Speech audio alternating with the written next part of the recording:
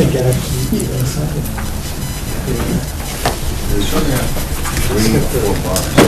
Is it working? Yeah, I'm connected through him. Oh, really? I think it's a few. Now I get 350 up. I'm sorry, 350 download at home. I first thought it was today, and she's gonna be here on Thursday. Or actually, I'm sorry, 30. That's very slow. I picked yours up, Scott. Yeah. I picked something. Somebody else needs. Verizon MIF 14. I couldn't come up with anything. Thank God for that, because I was like on the side for it. Yeah. Everything's kind of off. I heard you had Thanksgiving today. Somebody else needs seminar. All right, 7 o'clock, let's get started. Start with the roll call. Starting with Brian Lewis. Ruth Gage. Diane McCarthy. Lisa Dukes. Joe Sproul? Elizabeth DeBrule. Brian Follian. Lee Sperry.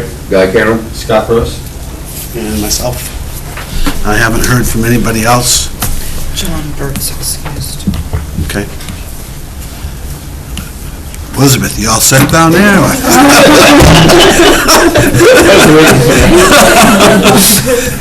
Need more technical support. Okay, so the plan is tonight to start going through the budgets.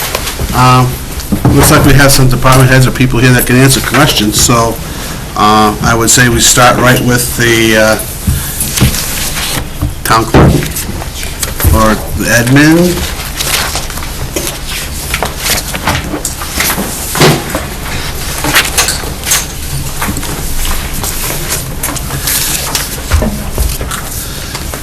The admin's budget was up $121,154.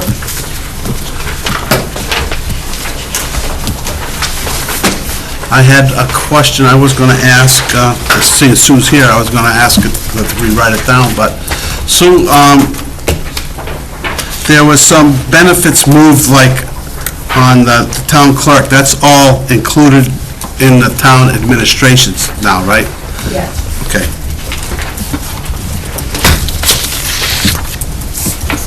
Anybody have any questions or suggestions? I have a point of order. What? Don't we need to accept the starting point? I'm sorry? Don't we need to like accept a budget as like a number as a starting point? No. Why would you need to accept something as a starting point? Didn't we already always do that? Well, Dan used to do that, but... That's, Do maybe I that's, have to do it? no, we're working That's it. fine. That's fine. I think our starting point is the selectmen's budget, which is Okay. before you at $181,584. And we're working up or down from there, whatever. Where are you reading that from, Pia? Oh, I see it, never mind. Off the cover sheet, off the summary sheet? No, I'm reading it, I'm looking at the town clerk's budget. Page one. The total? Okay, I'm just Okay. going right, I was just gonna start right down the line. Thank you. Page, Just want to be on the same page. page, Page one. Start with page one. Good place to start. had it with me. I waited for somebody for a while. everybody, Shoved it in my ear. you guys, Scott, you know what we're doing? We're on page one. All right. Okay. Guy, you're all set. You guys are all set, right? Page one? Any comments, suggestions?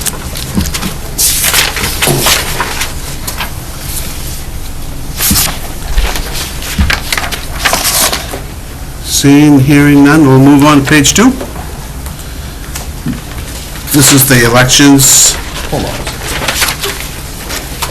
You all set, Brian? You start, right? Administration, right?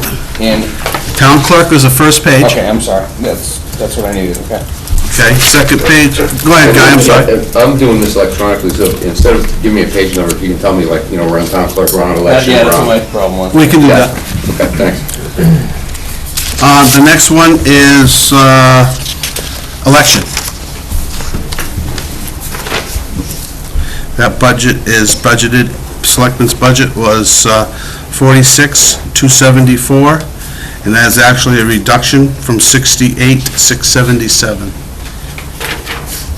Questions, comments?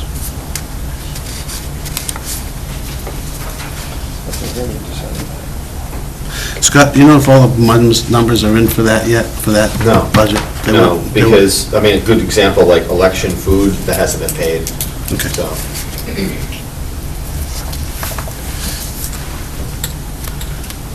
Same thing with the election workers, you gotta pay those haven't been paid yet.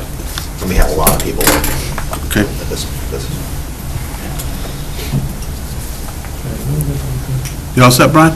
Yeah. Okay. Any questions, comments? And we'll move on to finance.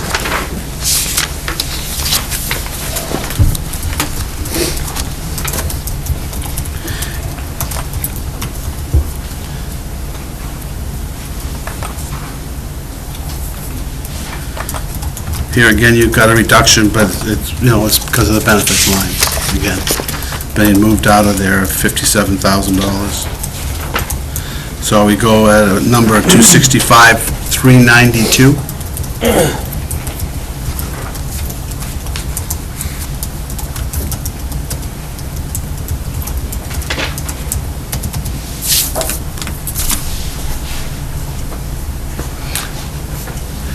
The question would be on auditing services. There was a reason for an increase, and that was,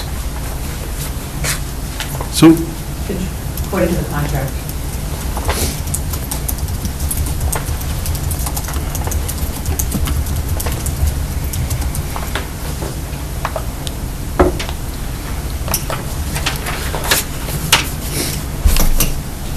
anybody have any questions?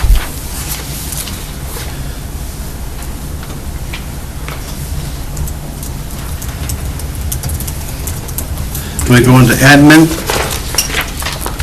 which is page 4. You got it, Guy? Okay.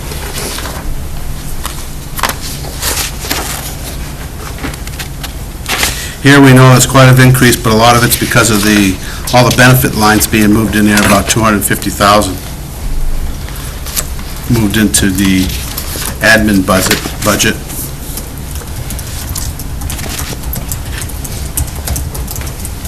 Peter, the other reason for that increase, not only was it contractual, but we are anticipating a single audit because we got over a certain amount in grants. We're anticipating a certain amount of grants, so you have to do a single audit. That's in the previous one. Okay, yeah, okay.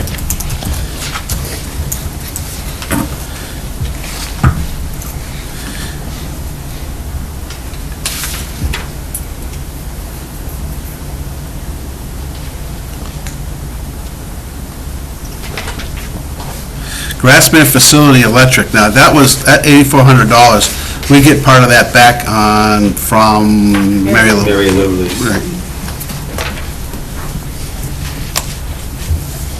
We get the majority of that back from Mary Lou.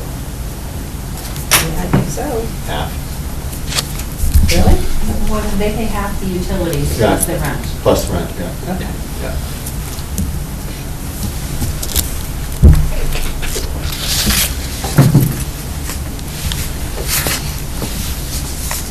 Any questions, anybody? Did we talk about the legal services? Did we talk about that one? That was contracts or something, wasn't it? No? 45020? Looks like year-to-date it was about 3,900. Well, next year, we're gonna have 1, 2, 3, potentially 4 labor contract that we'll be negotiating. That's what I just said. And we'll have them all, essentially.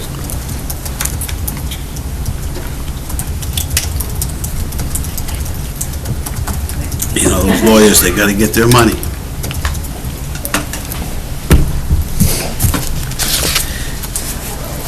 The other thing I will say on that is, we get sued a lot. I mean, planning board, I mean, you name it, we get sued. That's a great statement, Scott. It is. We did. I mean, it happens. Is that unnormal from any other town, though? That's the same thing, but I'm just saying, we're in a litigious society. I mean, it's something that you do need legal opinion, so. But we typically prevail. Yeah, but Good to know. yeah, we do, but you get sued a lot. Well, the question arises there, because you have the contracts, I can understand, but you've budgeted 12.3 and 11, 12.3 and 12, and then another 12,300 this year, but you've never spent it. In fact, so far this year, you've only spent 4,000. Now, there may be something else coming up that we don't know about. You're not, Sue's kind of, I code the bills, so I get to put it to other departments. but that is increases due to contracts. Contracts and what we anticipate might be Well, we can't, legal issues coming. yeah, we can't go on anticipation, because if you just do it on history, I mean, you I guess double, what I'm saying, double I what you can't- use. I can't go into what would be non-public, but I do know what we have on our table that may not settle. So you have some issues pending that could Yes. affect that line? Is Yeah. that what you're saying? Yeah. We also took auditing, remember, I think we really reduced the, assessing, the legal line in assessing. And so we were going to assume that a lot of the litigation costs for assessing it.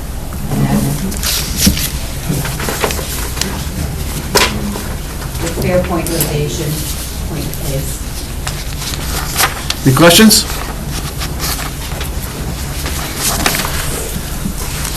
Okay, so let's move on to tax collection. No, Guy, you can't cut that department out completely.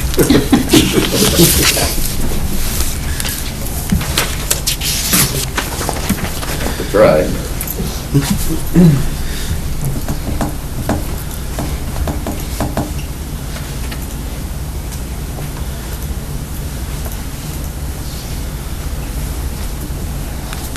Any questions there? Nobody's got their hands up, so.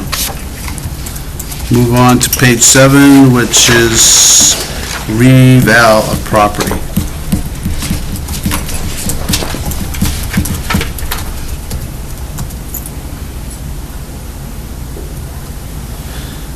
That's a reduction over the previous year's request. And how is that going, Scott? We still do a percentage of the town every year? 20%. We typically, we hire a company that does a certain amount of, list and measure for us to comply with the law. And that number comes from history type thing? Yeah. And we also sign a contract with the vendor, so we kind of know what that cost is. Is that a yearly contract? Yearly, every year. Yeah. Actually, this one was a... This one was a longer one. but This yeah. was the 5-year 5-year. one. Okay, this one was? And it is a out clause, obviously, but... Municipal out clause, because that you must have that. Right. But we felt we'd get better rates that way. We had anticipated last year a $20,000 line, but it came in lower, so we reduced it this year to $16,000. Thank you. Brian? I just have a question on the wages. We have an increase in wages from 12 to 13 on the first line there, from 119,000 to 126,750. What is that? In addition to the 3.25%, one of the staff members there was given a promotion because they assumed some new duties. We had downsized, got rid of a 28-hour position, and she assumed the duties of that person. So where was that 28-hour position? That's correct. That was in building. Building. Okay. So there's a reduction in building on, Well, that was last year. okay.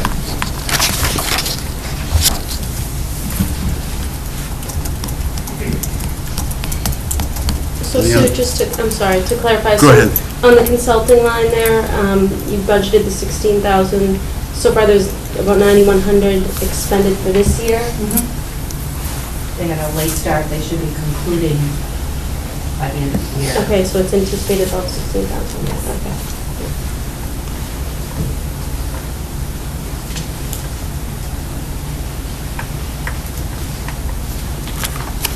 Anybody else? You're looking at me like that. Let's move on to tech.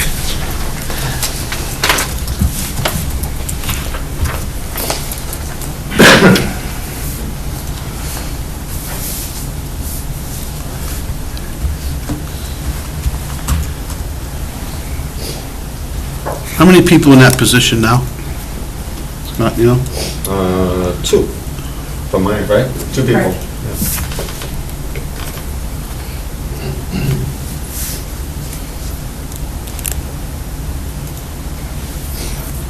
Cell phones again. Yep. Can you tell me about the longevity pay, Scott, how that works with that department? Well, it's the same with every department. It's part of the personnel plan. It's based upon how many, I don't have the personnel plan in front of me, but it's based upon how many years of service you have. You get, pretty much a one-time lump sum, payment for having X amount of years with the town. So if you have somebody, I don't know when it starts, 15, 20 years or something? 20, No, I think? you get $390 after 9 years, I think it is. Okay, and then it gradually goes up and it's capped at, Yeah, every other year it goes up. right, but it's capped at after, I don't have the 5 personnel years or plan. 20 years? Yeah. 20 years. So we have 2 people that have been in that position for 9 years or more, Yeah, one. and then your numbers don't jive.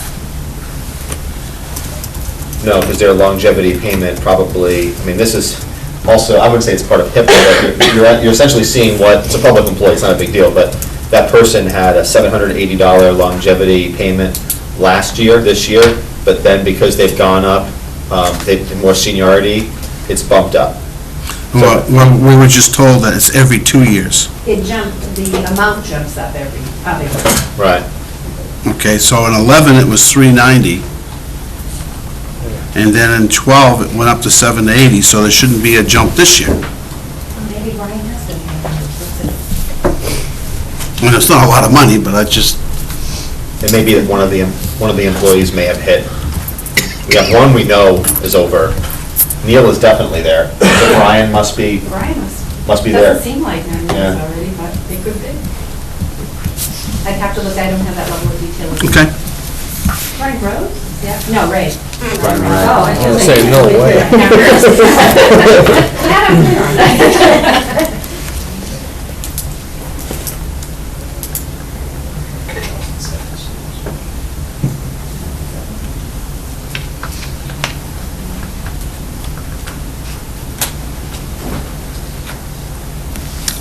Any questions?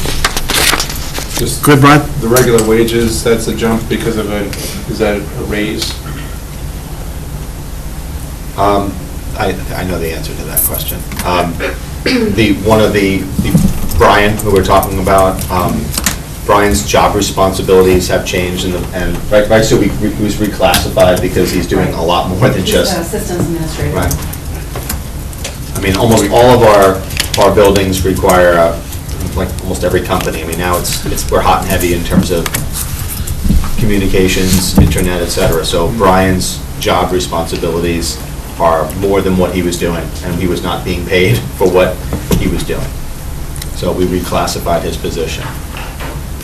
What'd he do, threaten to quit, or?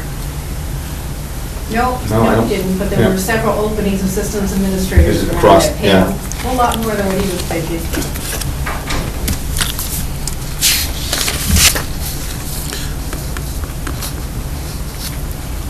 Anybody else? Quick one. Go for it, Guy. Sue, the increase in the software line, is that licenses? Licenses only, yeah. Okay, thanks.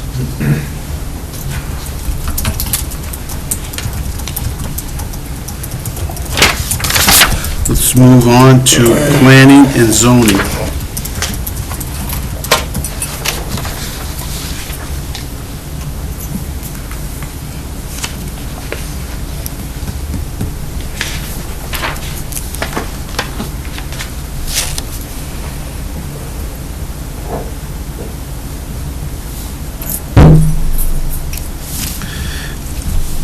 How do you cut workman's comp down to $160?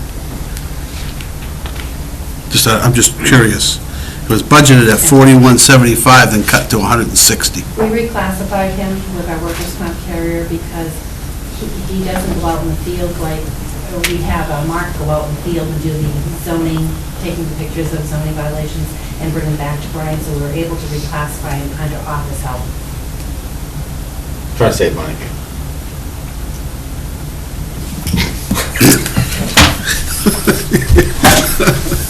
You're okay with that, right? Yeah, sure.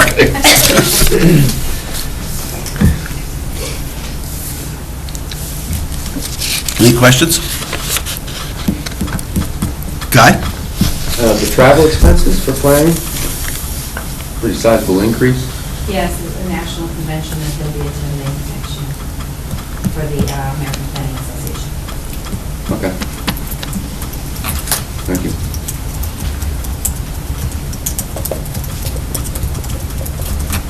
Are they all going? All, there's only one. It's on- And I think, Okay. it said usually All of like, that's going. No, and you're not taking the board with you, too? who? No, Planning board, no, no. that's all.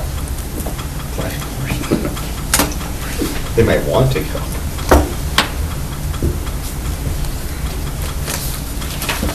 Elizabeth? Since we were talking about wages a minute ago, can we talk about the general 3.25 adjustment? Adjustment last year. 3.25? And again This year was 3.25. Last year was 2%. 2. 2%, we went up to 3.25, and we're doing 3.25 again. Can you explain the rationale behind that? The rationale of the board is that that is what we bargained with our bargaining units, and we wanted to treat our bargaining units and our non-union folks similarly, and not to have, two different camps, shall we say.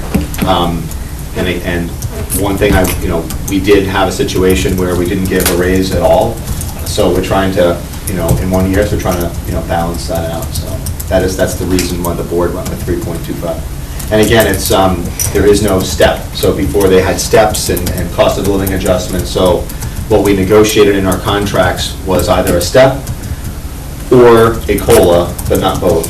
And historically, a lot of labor contracts have had step increases based upon, tenure, and then a cost of living adjustment, which was added on top of that. But in our recent contract negotiations, we offered only one or the other. And one of the bargaining units took the COLA, one of them took the steps, but economically it worked out very similarly. And then by the same token, on our non-union side, on the health, we looked at the total compensation, and we over the last couple of years, we went from 100% on single, asked them to contribute 10% on those. So we've made some adjustments to the health plans themselves where they have higher co-payments, they have higher prescription drug co-payments. So we've tried to balance out the employees' increased costs on the health insurance end with the COLA. So that's all I can really say. I think we tried to balance out the total comp situation. So we eliminated steps in the town hall then also, or? Not eliminated them, but they were just frozen. So they stayed on the step. They didn't go up a step. And so is that a fair fact? I want to make sure. Yes, the steps have been frozen for 3 years. At least 3 years. So some took the COLA and some took the steps. Bargaining unit. I understand that, I understand that. Right. So it was the selectmen's decision to go with the COLA For the non. for the non-union? Yes. Okay. And when I say that, what we instituted, a group of folks who are non-union, and we had like about a year and a half of dialogue with those folks with respect to total compensation, you name it. Even though they're not represented, we wanted to have that outreach to them to share what some of those issues are. And I'm not going to say that we bargained with our non-union folks because we didn't, but I think we certainly got their input on it. Does that answer your question, Elizabeth? So, and this is in response to the fact that the economy's pretty tight right now, you're trying to keep taxes more or less level, that's why they're not getting both. Yes. So in the recent past, they have gotten both. Beyond 4 years ago, they've gotten both. So they were getting yearly raises more in the neighborhood of what, 5%? I'd have to, that one would be difficult to say. I would think it would be I mean, it's gonna be a close to range, that. obviously. Yeah, I mean, it depends upon where they are. I mean, if they're maxed out, it might not be that, but, the average person, I think it would be pretty much fair to say it would be at least 5%. It's somewhere a lot more than that a few years ago, 7, 8%. Yeah, it's very possible. Every year? Yeah. Okay. And what's the cost of living figured on? How are we figuring that percentage? It's not, I mean, we do look at the Northeast CPI, but that's not something that it's not pegged to Northeast CPI or just CPI in general. It's just, that was something that we kind of negotiated with some of our bargaining units. Historically, CPI has been about 2.5% to 3% over the last 3 or 4 years, so. Okay, but we've given bigger raises than that. Correct. In 4 or 5 years ago, yeah. No, but even now, if it's between, didn't you just say it was between 2.5% and 3%? It's 3.2%. 3.25, right? And then before that, last year was 2%. Yeah, but you just said the Northeast CPI was between 2.5% and 3%. Okay, it's not So- tied to Northeast. I'm just telling you what I know what the Northeast CPI is, and it fluctuates. Okay. What has it been over the last 12 months? That I couldn't tell you. I mean, I could, any one of you can bring up, you just type in Northeast Consumer Price Index, and it'll tell you every month where it's going. The nationwide CPI, that's tagged for like Social Security. So a couple of years ago, folks did not get any increase in their Social Security benefits, and they do look at CPI when they make their adjustments for Social Security changes. So if you remember, I think it was 2 years ago where seniors were up in arms saying, wait a second, I didn't get anything. Although I think it was the year before where they got like a 5.7% bump. So I think it was 3 years that we didn't yeah, get a couple of years we didn't get it. The year prior to that was 5 points. So it does fluctuate based upon the national one. Yeah, but I'm not. But the town of Goffstown doesn't fluctuate, it's 3.2. In terms Based of on contract negotiations. Right. And we don't use the term CPI, we use the term COLA, cost of living adjustment.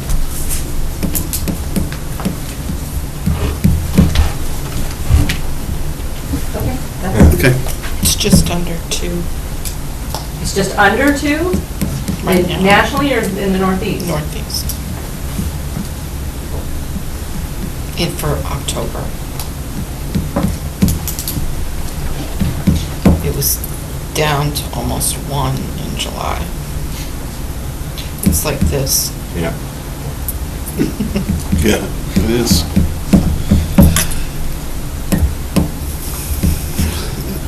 Just to give you a little history, Elizabeth, we've fought with this for years and years, especially when we were, some people were 7.5% and 8% because they were getting a 3% COLA and a 5% step. I mean, they were getting 8% increases. But it was a contract negotiation type of thing. School does the same thing. It's a contract negotiation, so you can't, what we've always were told is you can't penalize the non-union and not the union. So, I mean, I understand both sides of the fence, believe me. Oh, I do, but I mean, just overall, I mean, I'm looking at these numbers, and overall, the increase that we're talking about, frankly, is something that I don't feel that I personally could support. And I'm looking at this budget is overwhelmingly, the increases are overwhelmingly driven by personnel costs. And some of those things we can control and some of them can't. And a 3.25% raise in this economy, I mean, I know I'm sounding like people that I used to get mad at, but I'm It's funny how things turn around, huh? I don't think that's sustainable. So I'm, What increases in pounds? Like, the overall, the bottom line of the selectmen's budget, the overall increase of The that, I tax don't impact, you think, mean? yes, the tax impact is more than I personally am comfortable with. But I mean, this meeting is very quiet, and we haven't made a lot of cuts, and I'm looking at this budget, and God, a lot of this is really tight. Is there much that you've seen that we can hit, though? I mean, If I seriously. saw something, I would say it, but it's like, that's what I'm saying, there's no easy answer to this. I'm not saying there's some magic pill that we can, fix this. I'm just looking at where, well, personnel costs are driving this, what can we affect and what can we not? 3.25%, I'm sure everybody deserves it, but it seems out of whack with the tax impact, what people are getting in private industry.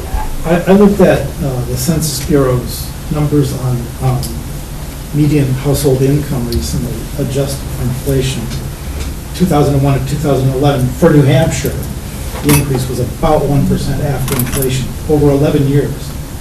Over 11 years. Basically, the median household in New Hampshire has the same income today after inflation that it had in 2001. Wow, that is shocking. That is shocking. That is shocking. So, I mean, I guess that's just what I'm wrestling with, you know? I know what increase Joe and I get every year at St. A's. It's not 3.25%, I don't think. And then I did the calculation for my tax bill, and since 2001 to 2011, I mean, after inflation, my taxes went up by 29%. So that's all I'm saying. I mean, I don't have an easy answer. I'm just saying this is the quandary, and I'm not really sure how to go about it. And it's interesting what Joel says when we say we're not on fixed incomes, but if your income's only gone up 1% in 10 years, aren't we really on fixed incomes? Don't be quiet there, Scott. You usually get some kind of a rebuttal. Oh, I could if you want, but I figured it, we go to like 11 if I go there. Yeah, I figured that too. Just let me know when you want me to start. You're more than welcome to pitch it any time. Well- She's got a valid concern, and we all have valid concerns, or we wouldn't be here. Well, I mean, last time I checked, I wrote my check for my taxes, haven't sent it in yet, because I'm gonna wait till the 30th, but, just joking. You took the selectmen's discount on that, too. Yeah, right. I mean, you know, some of the issues that we struggle with are the same things. We're not a whole lot different than most consumers. So when you have to pay $3.60 for a gallon of gasoline, aside from the taxes, those increases, we see those same things. So whether it be energy costs or with PSNH, you know, we have those same exact things, Comcast bills, et cetera. When we're buying uniforms, you know, clothing prices are going up, or food, we see those same things. So government is no different than you or I or anyone else. With respect to, you know, the personnel costs, you know, retirement, in this particular budget, retirement was fairly significant hit to this budget. I mean, and then Diane's gonna share that when you do the school budget. I mean, it's what we have seen, and I know you don't want to hear a dissertation on taxation in the United States, but you've seen taxes that have been reduced. It's put then a burden on the state governments. The state budgets got wacky and crazy, or they're unsustainable, and now it's going to the local government. That's really what you're seeing. So, and I challenge you to take a look at your federal taxation over 10 years, and I would love for you to do that. And you'll probably see that your effective tax rate is probably less now than it was 10 or 15 years ago, due to all the variety of different tax cuts that we've had and tax credits and things of that nature. So overall, that's really what we're seeing. We're seeing, you know, it shifted from the feds to the states, from the states to the locals. Now, yes, this is where the rubber does meet the road. There's no doubt about it. And I would agree with you that we do have to take a comprehensive look at the total compensation picture for personnel. That's the major driver of our costs. And I think we've done that in the sense of, you know, looking at insurance. Do I think there's room to go there? Yes, I do. We've taken a look at salaries, as Peter said. 4 or 5, 6 years ago, when you were on the budget committee, like 8 or 10 years ago, yeah, it wasn't uncommon to see 7 and 8% raises. I'll be honest with you, I got 7 and 8% raises in the private sector back then, so, but that's neither here nor there. But you've seen a paradigm shift, I think, in the sense that in the private sector, it has reacted quicker to these changing dynamics, and they have slowed down raises and made more drastic changes in health insurance, whereas in the public sector, it hasn't been as quickly done. That's not to say that we're not reacting to it, because I think we are, but it's just when you deal with labor unions, it's a slower type process, in my opinion. And we just didn't think it would be appropriate, our board, to say, okay, you're going to, non-union folks, you're not going to get a raise, and you're going to pay more towards your health insurance, and put really the balancing of this budget on their backs only.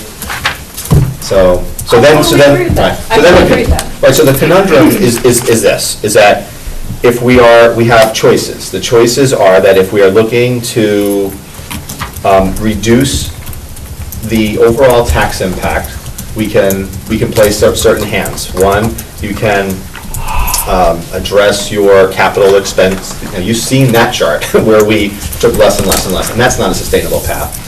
Or you have to then kind of control your operating costs, which includes your personnel. And as these costs go up and up and up, either you're going to ask for more of a cost share with your employees, but that's only going to represent, that's only going to give you not short-term relief, but not a huge percentage relief. The other thing is that you would then have to cut services or cut people from these budgets. And we get very, very mixed messages with respect to that. Are there taxpayers who want to see their tax bills reduced? Yes. Are there probably more taxpayers that when you start to talk about that we're going to decrease a police department, fire department, do different things with DPW? Yes, when you say that, they freak out, and then they start calling you saying, no, I'm not dealing with that. Nice try. So that's the battle that we get into. I see some heads nodding in the back. When we talk about the library reducing hours, if you didn't think that the trustees got phone calls because they cut back on hours, they did. So I think everybody has tried to, to do those certain things.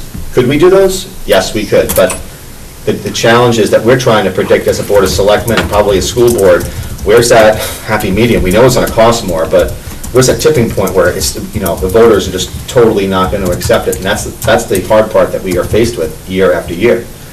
Because I can tell you that the call or the demand for services, that doesn't go down. It doesn't. People want their roads plowed and we could do pay as you throw. We could do that. Most people are like, don't want to do it. So there's things we could do, but the public doesn't always support it. Guy? You mentioned the tipping point. I don't think we're even close to it, looking at the election results the last few years. I don't think the voters,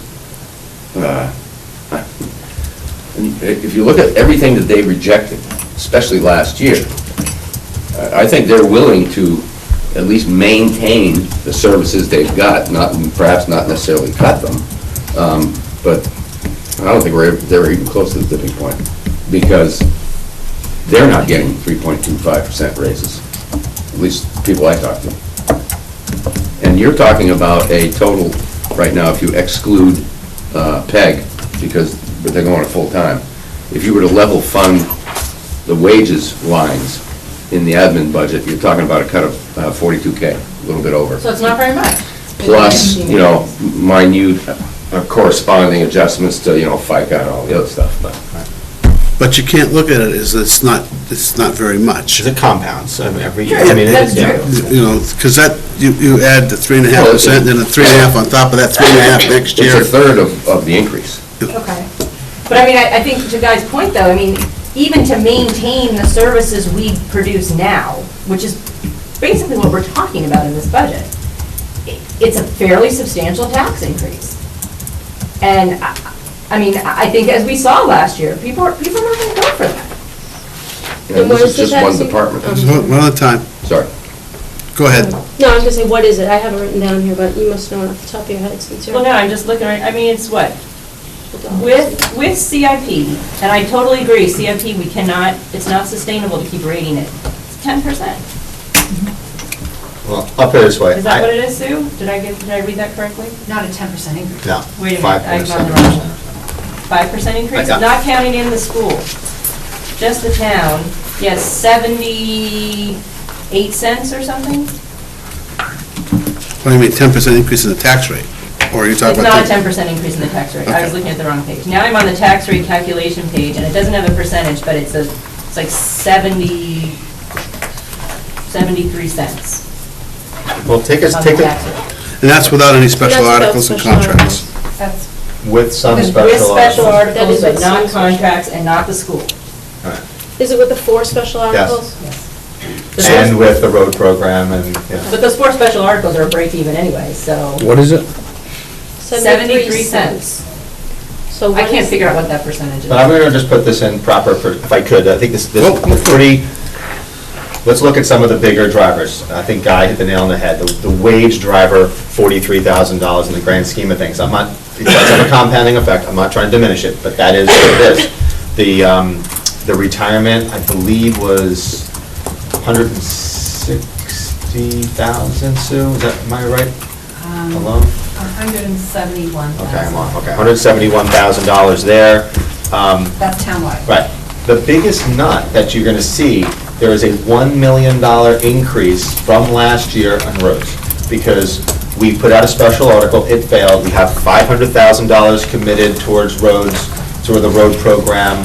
The selectmen have it at 1.5 million. So, the $1 million increase, that, that represents about 80, don't quote me on it, I'm gonna assume around 75 or 80 cents. So that is, the road program is the increase. Is essentially your increase, okay?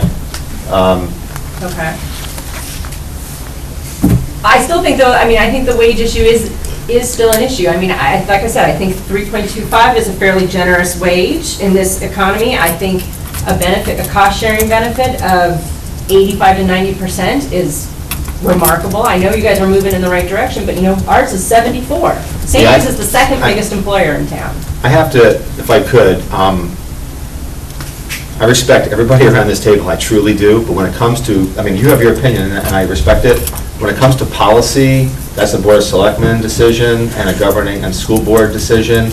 You have every right to cut this budget, but entertaining the notions of saying, hey, I think that there should be more cost share, you shouldn't give out a raise, that I don't think you can do by law, by the RSA. I can certainly revisit it, but that's what I think it is. But you can certainly say, hey, I'm making a $300,000 cut to your budget, I don't care where you take it from. You can take it from that line, and we have to deal with that as a select board. But when we start getting into policy things about what we're doing, then it I think it crosses the line. Well, I don't want to do that. I don't think that's responsible, Yeah. frankly. But, at the same time, I still have concerns. And in the long run, you're still asking us to sign off on a budget. Yes. Well, no, it's your budget. It's this committee's budget, Right. technically. So, and I trust me, I understand, all those things. I have my own personal feelings. I represent the board when I'm here. There are certain things that I would tweak in what we're doing. I can't express them because that's not I can't do that. But there are some kind of creative ways, if you want to do things, but I can't offer them up. I understand, and this is minor things, but something like promoting somebody during this time, just to give them some more money, doesn't seem to me to be an appropriate thing to do. If you go someplace else, that's part of life. No, it's not part of life, I don't think. I say that because, our job is to make sure that for every time that you have turnover in any position, and I'll tell you, Chief O'Brien was here. When you talk about the turnover, even just a call firefighter force, $2,000 for turnout gear, the training they have to go through, just all the paperwork you got to do, it's thousands of dollars. So, losing someone, having to retrain them, and then in such a, and the other thing too is, it is our obligation to make sure that we're paying somebody for the job that you're doing and not to Okay, lose them. So, then I think the next step would be to get the study, there's a study that comes Yeah, up. we do that. We have Okay. that. I'd like to see that. yeah. Well, Okay, I if you think- have that, we have that, the wage, we have that from, the local government center provides us with wage and benefits for the competing, towns, and I think we should probably see that. Have you seen that report before? There's a report, what's that report called? Wage and salary study. Wage and salary study, okay? That's done by the government center, that compares our wages and salaries with others. It's online. okay, it's online, but it's a very fair statement, Peter, and I don't take any offense to what you're saying at all. And I think, and I'm probably going to get shot for saying this, no pun intended, but we have a police chief and a fire chief who I believe are underpaid given their responsibilities, and given, I look at the other surrounding communities, their population and the workforce, and you take a look at that, and so we have many people on the books right now that if you look at that, you can make an argument that maybe we're a little under, so I think we We'll try take to... a look at it. Yeah, but we try to, so as a select board, we do take a look at these things, and we try to manage it as best we can, recognizing that we're trying to be competitive and attract and retain, people, accordingly. I I know two of us are at, maybe three, four, were at the all boards meeting, and a statement was made by a member of the Board of Selectmen that nothing's sacred, including personnel. You remember that statement? Yeah. Just, Yeah. did any, but that's never came to fruition? I mean, you were able to just decide to keep everything and everybody. Well, again, there are, choices that, I think, 2 years ago, we decided that we were not going to fund a building inspector secretary's position, as we felt that we could do that, so that person unfortunately lost their job. We restructured slightly. If you look at, say, Town Hall, which I think is a great example, you have a lot of people pulling double duty, where they do 2 or 3 different jobs, where previously one person did it. You take a look at, say, planning, for an example, where, yes, we lost a little bit of revenue, but now we have online access to the tax records and the assessment cards, et cetera. All those things now, that less people are coming to the counter, so you're trying to do that e-registration. Some of these things you're implementing to reduce the need to hire, more people. So I think what we have tried to do is in many cases, there maybe even needs to hire more people, and we have not done that. In this budget, I'd say the only thing that there are, in terms of personnel, where I think there's an increase, and Sue, correct me if I'm wrong, is the police department budget, where the police chief asked to fund that 30th officer, and part-time for custodial help. I think that is the only increase, and again, I wouldn't even say it's an increase, it was there, it's been there for the last, 4 years. So it And the wasn't. PEG coordinator. And the PEG coordinator is the other one, right. We did do a study a couple of years ago on staffing at Town Hall with other towns in our same population category. And they basically said, oh, we're going to take you out of that mix because we have the lowest staffing compared to those other towns. They all had more staff numbers than we do. I just want to thank you, by the way, for allowing the free flow of conversation, because I think it's helpful that Sue can provide that. Yeah, you're welcome. Thanks. And that's how we've got to come up with it and get everybody's side of the story. I don't want to be rigid. No, I just want to thank you. I think that makes it easier. Anybody else, anything, questions, comments? I just wanted to. Joel, go ahead. Just to clarify the point I was trying to make before, I wasn't criticizing the town, but, 29% real tax increases over 11 years, looking at my own tax bill as kind of an average one, is not a lot, especially when you figure those were the years when we were really improving the roads, which I voted for, I supported all along. So I'm glad our roads are better today than they were in 2001. But I'm just looking at the political reality. If the median household, the home that's right in the middle of the pack, is not making any more money today in real terms compared to 2001, and in fact, the decline since 2007 was like $7,500 and it just sort of starts going like that after 2007. You just had this collision between the needs of the town and the tax rates and the economic reality that the average household was facing. My own guess is that that's why the vote went the way it did last March. So it's just a political reality that we all need to be mindful of. Right, and I don't take any offense to that.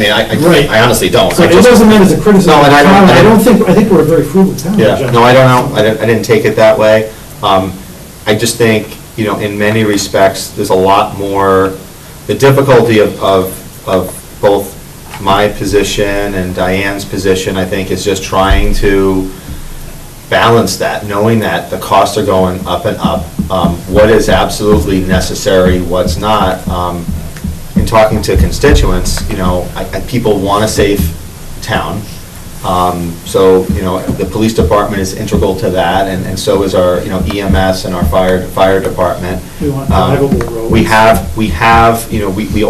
We played around with the notion of a 24/7, 7-day-a-week fire department. That was just that was not in the cards. We just could not afford that. So we have a hybrid system, which, it works, for now.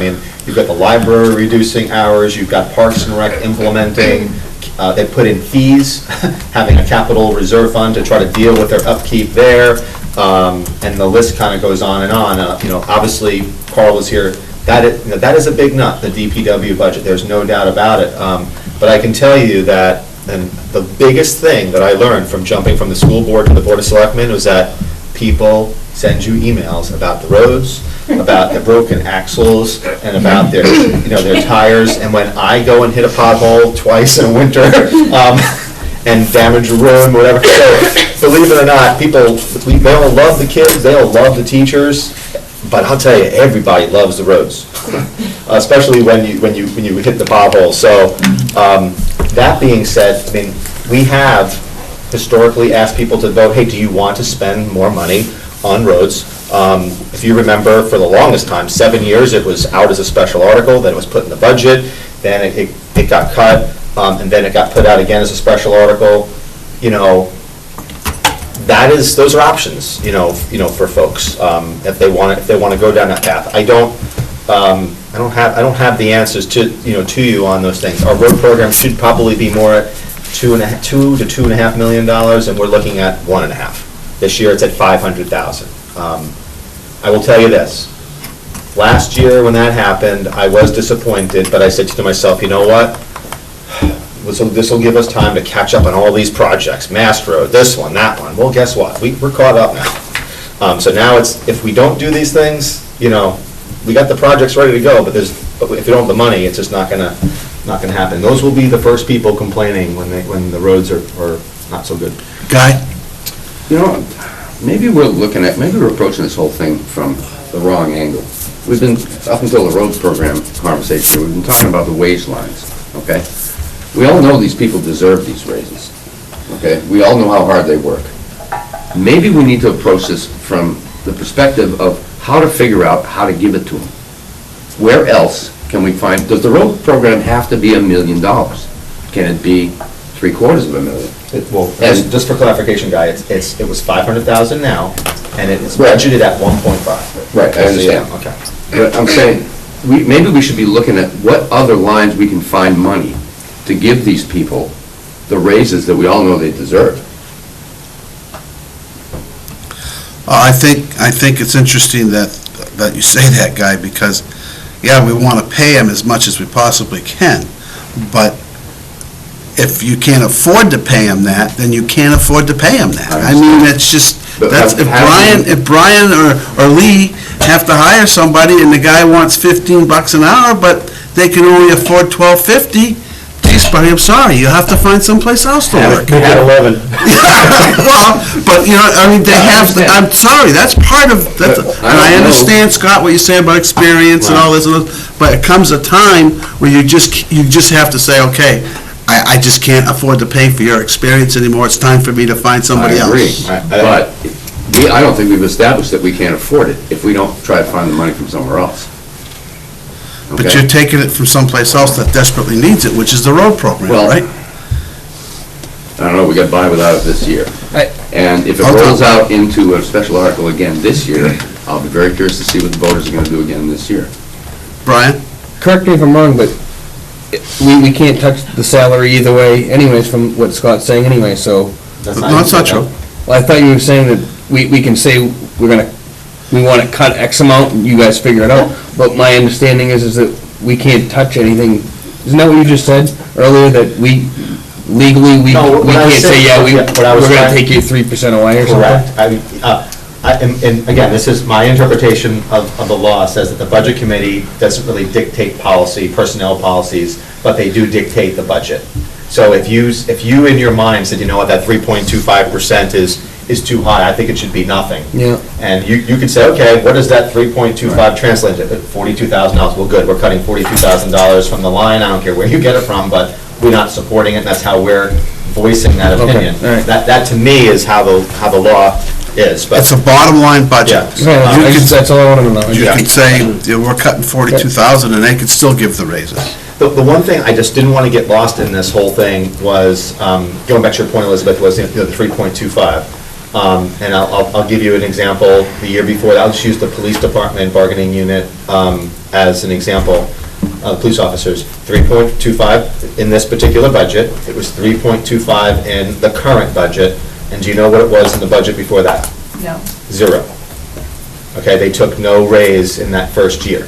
So when you look at it over a period of 3 years, you're looking at 6.5% over a 3-year period, so you're looking at, 2.17 or whatever it is. So I just wanted to put that in proper perspective, because the police department and some of these bargaining units took no raise, or there was either no contract, or they, in the police department's case, they voluntarily, they said, we're not gonna take a raise.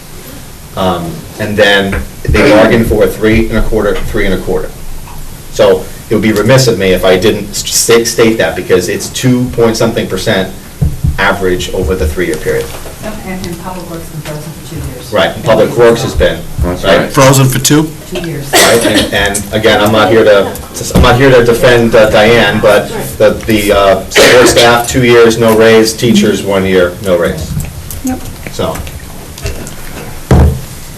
So when you do start talking about 3%, whether you like it or not, the people who are in those jobs are saying, okay, I didn't get a raise last year, even if I got a 3% this year, that means I got, 1.5 in each year, and then you're looking at, the CPI was 2, okay, I'm negative, And don't forget that even though, just like most of us, I think I've got like an 80-20 coach, 20% responsibility for my insurance. Mine went up $70 this month. For next year, it's going up $70 a month, so that's going to erode part of whatever raise I get. So it's just, those are just the realities for the people who, we all live it, we all are employed, we know this. Okay. So I think we would like to see that report it's just more knowledge, and then also the salaries for the town. The comparisons? The wage and benefit study. That is on the LGC website. Okay. NHLGC.org. And if you want, I can borrow some, because I think it'll be easier to get the link and then send it to everybody, because I sometimes have to fish for it myself. And then we'd like to make the town's salary matrix. Town salary matrix? Yeah. So, employee name, position. Right. wages. Brian? Maybe I'm reading this wrong, a little new to this, but we're saying that Public Works haven't got a raise in 2 years, but yet the wages across the line hasn't went up. So how have they not gotten a raise? The union did not. So you have people who are in management who are not in the union. So I don't know, I have to take a look at the lines. So there were actual raises, but just not anybody that was in union. Right, yeah. Didn't get raises. We have, I don't know off the top of my head how many non-union personnel. I would say it's probably close to 7. Is that fair? It's probably close to that, Brian. Yeah, no, Please I'm don't just quote me. curious. Probably more than that. The secretary, I think it's around 7. Non-union at DPW. Does that include sewer? No, No, it's separate.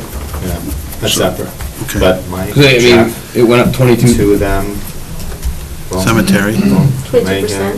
No, it went up 22,000 Huh? out I got it on of my computer. how many? From last year? Yeah, out of how many non-union How much? employees, I guess that's what I'm trying to say, is there's a lot of union, and how many non-union people What are there? percentage?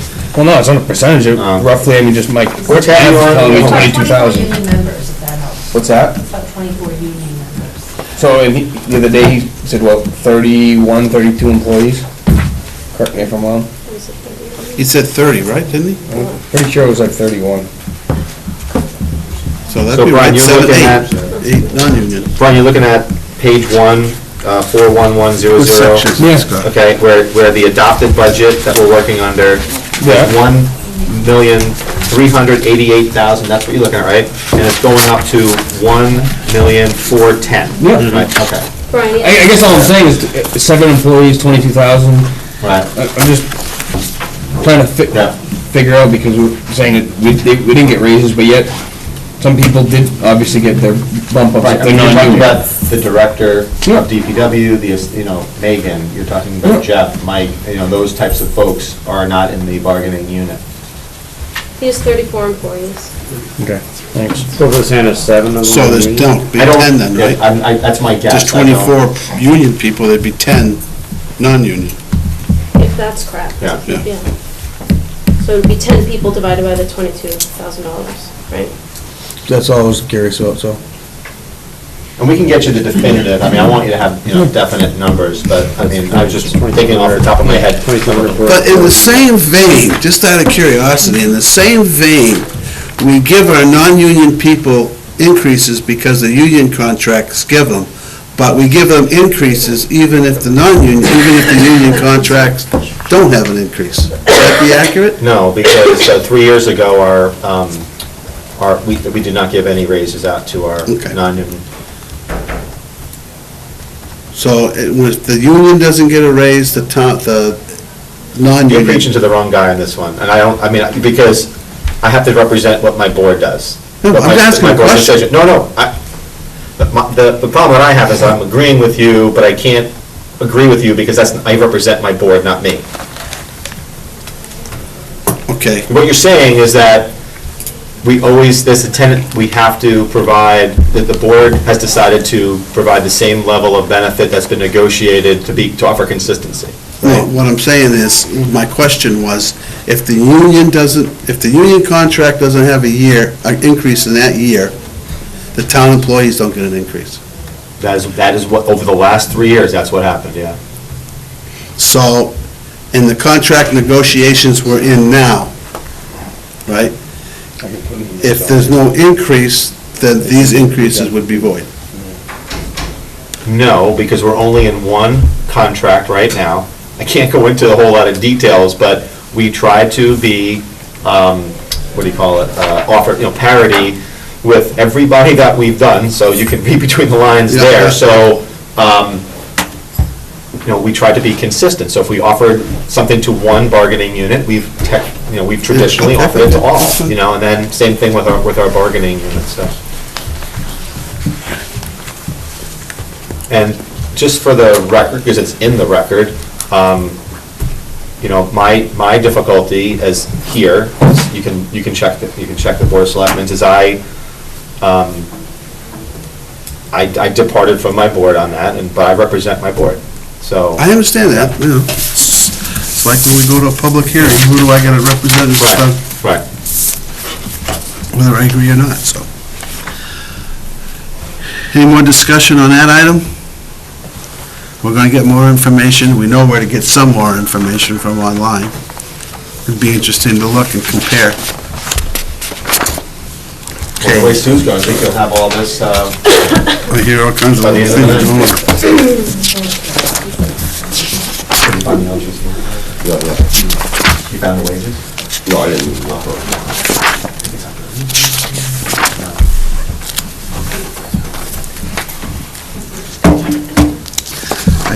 We left off with planning and zoning, is that right? And then the rest is general government. And the next page. Yes. Can you guys refresh my memory as to why conservation is being an additional 2,000? That's for milfoil. Oh, thank you. Figured there was a reason.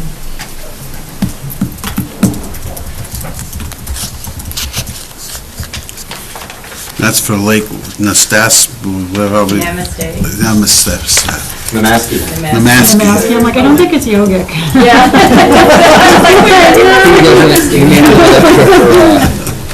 Top of the river here, too. Elizabeth, how about your historic district expense? I don't know, year-to-date, there's $319 It's spent. encumbered. So in case you have anything. Okay, you want to send it to Joe? You'll send it to these guys.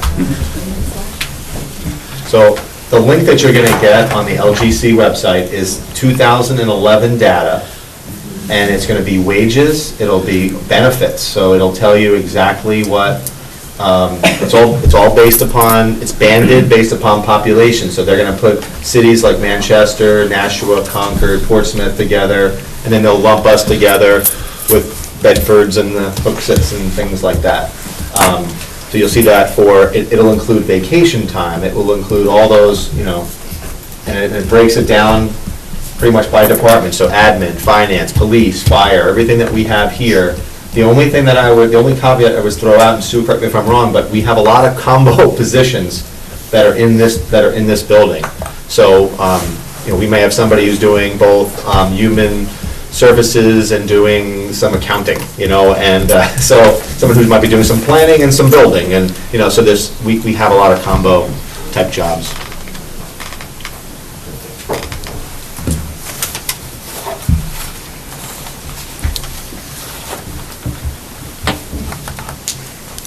Anything else on the other general government? We move into building inspector. Or building regular wages and...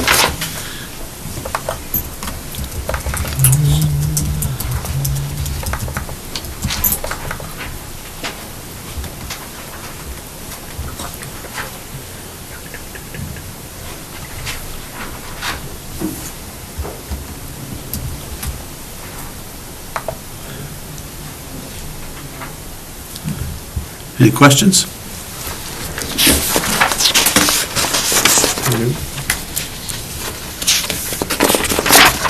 Human Services? The big thing here, Peter, is that, we did put another $5,000 on this one. Direct assistance. Direct assistance. Right.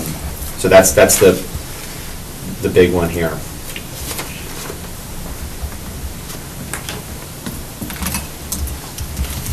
And it's trending, well, actually, we already know we're already overspent, so, for this budget. Is this a full-time position? No. It's a combo position. That's why you'll see in the regular wages, it's $26,000, but Evelyn, who does this, she also does, it's an... She's the accountant. Accountant, so she does accounting for the town, and she does this position. That's why you only see, what we do is... Half of the position is reflected Yeah, there. half of the position is here, yeah. Per position is in this budget. It's been like that for a while, right? At least 3 to 4 years, if not longer, yeah.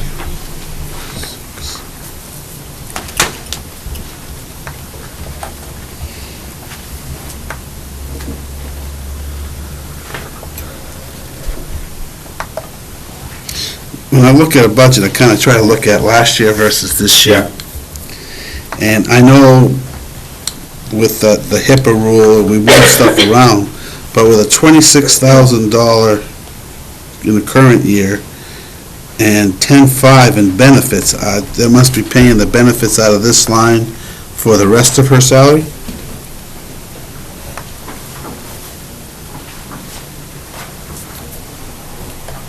No. That seems like a lot of...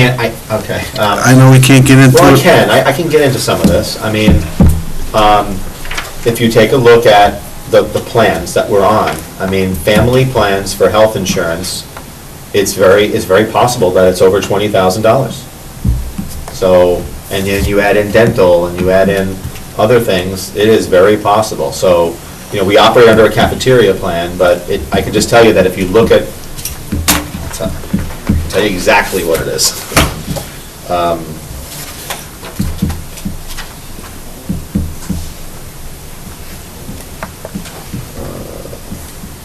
Let's see here.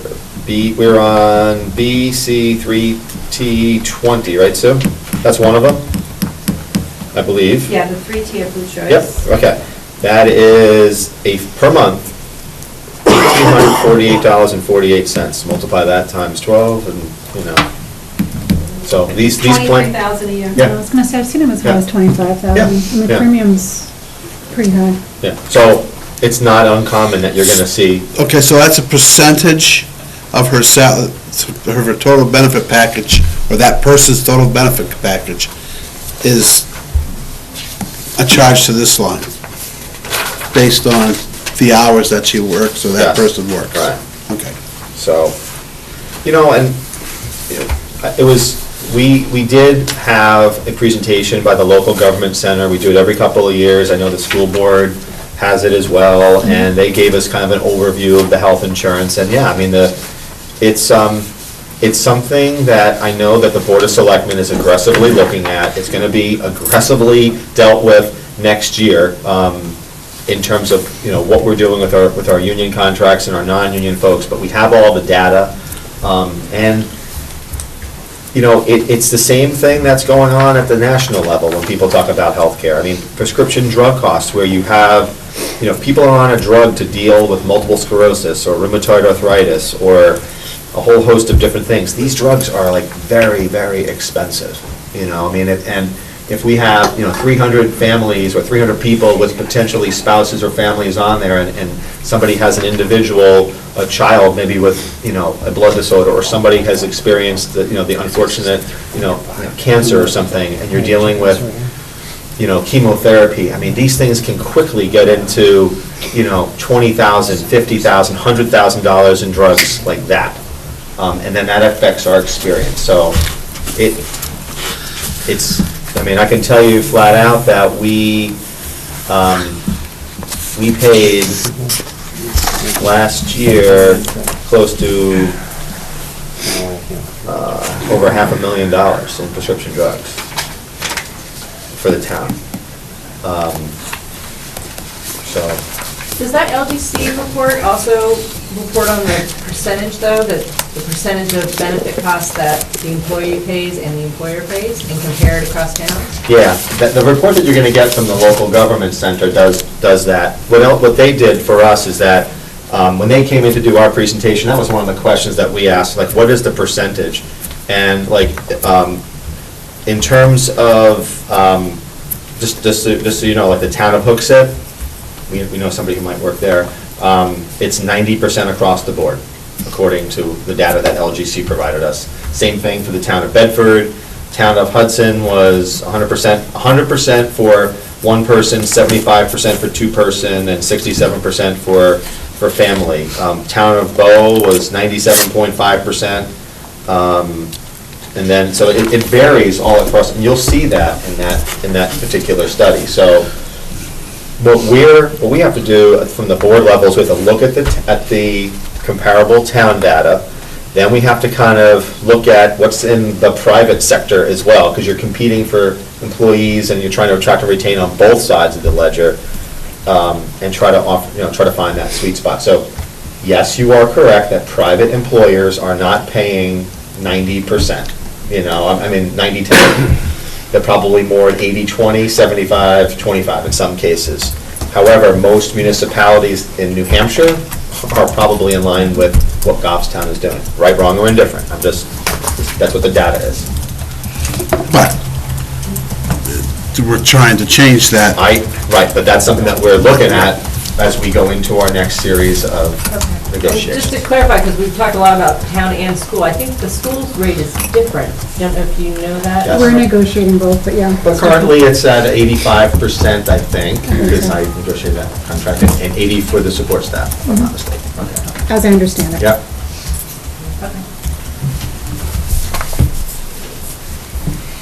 Move on to PEG.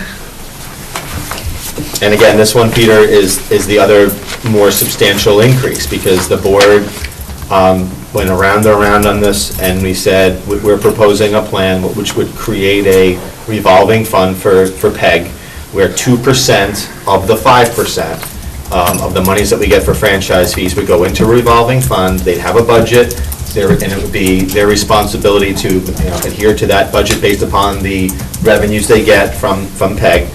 And in return, so we're going to have a full-time director, and we're anticipating that with that resource, cable, you know, the PEG television is going to provide a better community television experience for the people who have, you know, have cable. So, you know, we've heard both sides of this one. You know, we want better programming, it's a great resource, but we're not leveraging it, and, you know, quite frankly, with the way that we were doing it, it was difficult. I have a question about that. Go ahead, Elizabeth. Does that also include the web presence?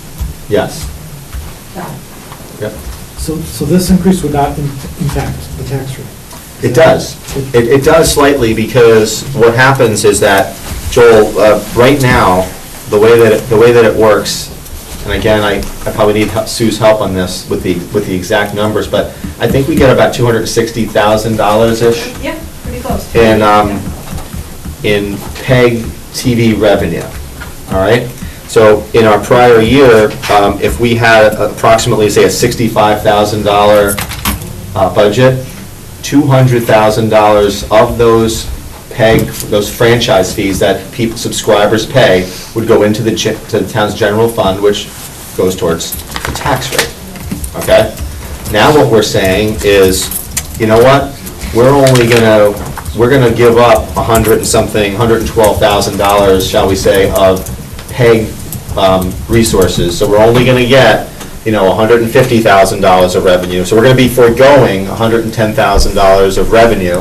Then again, we do not have $65,000 of expense. So the net loss to the town is probably around $50,000 to $55,000 in revenue. All right, which again, that's $55,000 less that will go to offset increases in taxes or offset salaries or fuel costs or other things. And that's a decision that we did make. It goes into the general fund. General fund, right. Okay, so we've already determined through past discussions that the general fund is not necessarily used to offset taxes now, but is used possibly for other items. Yes, yeah.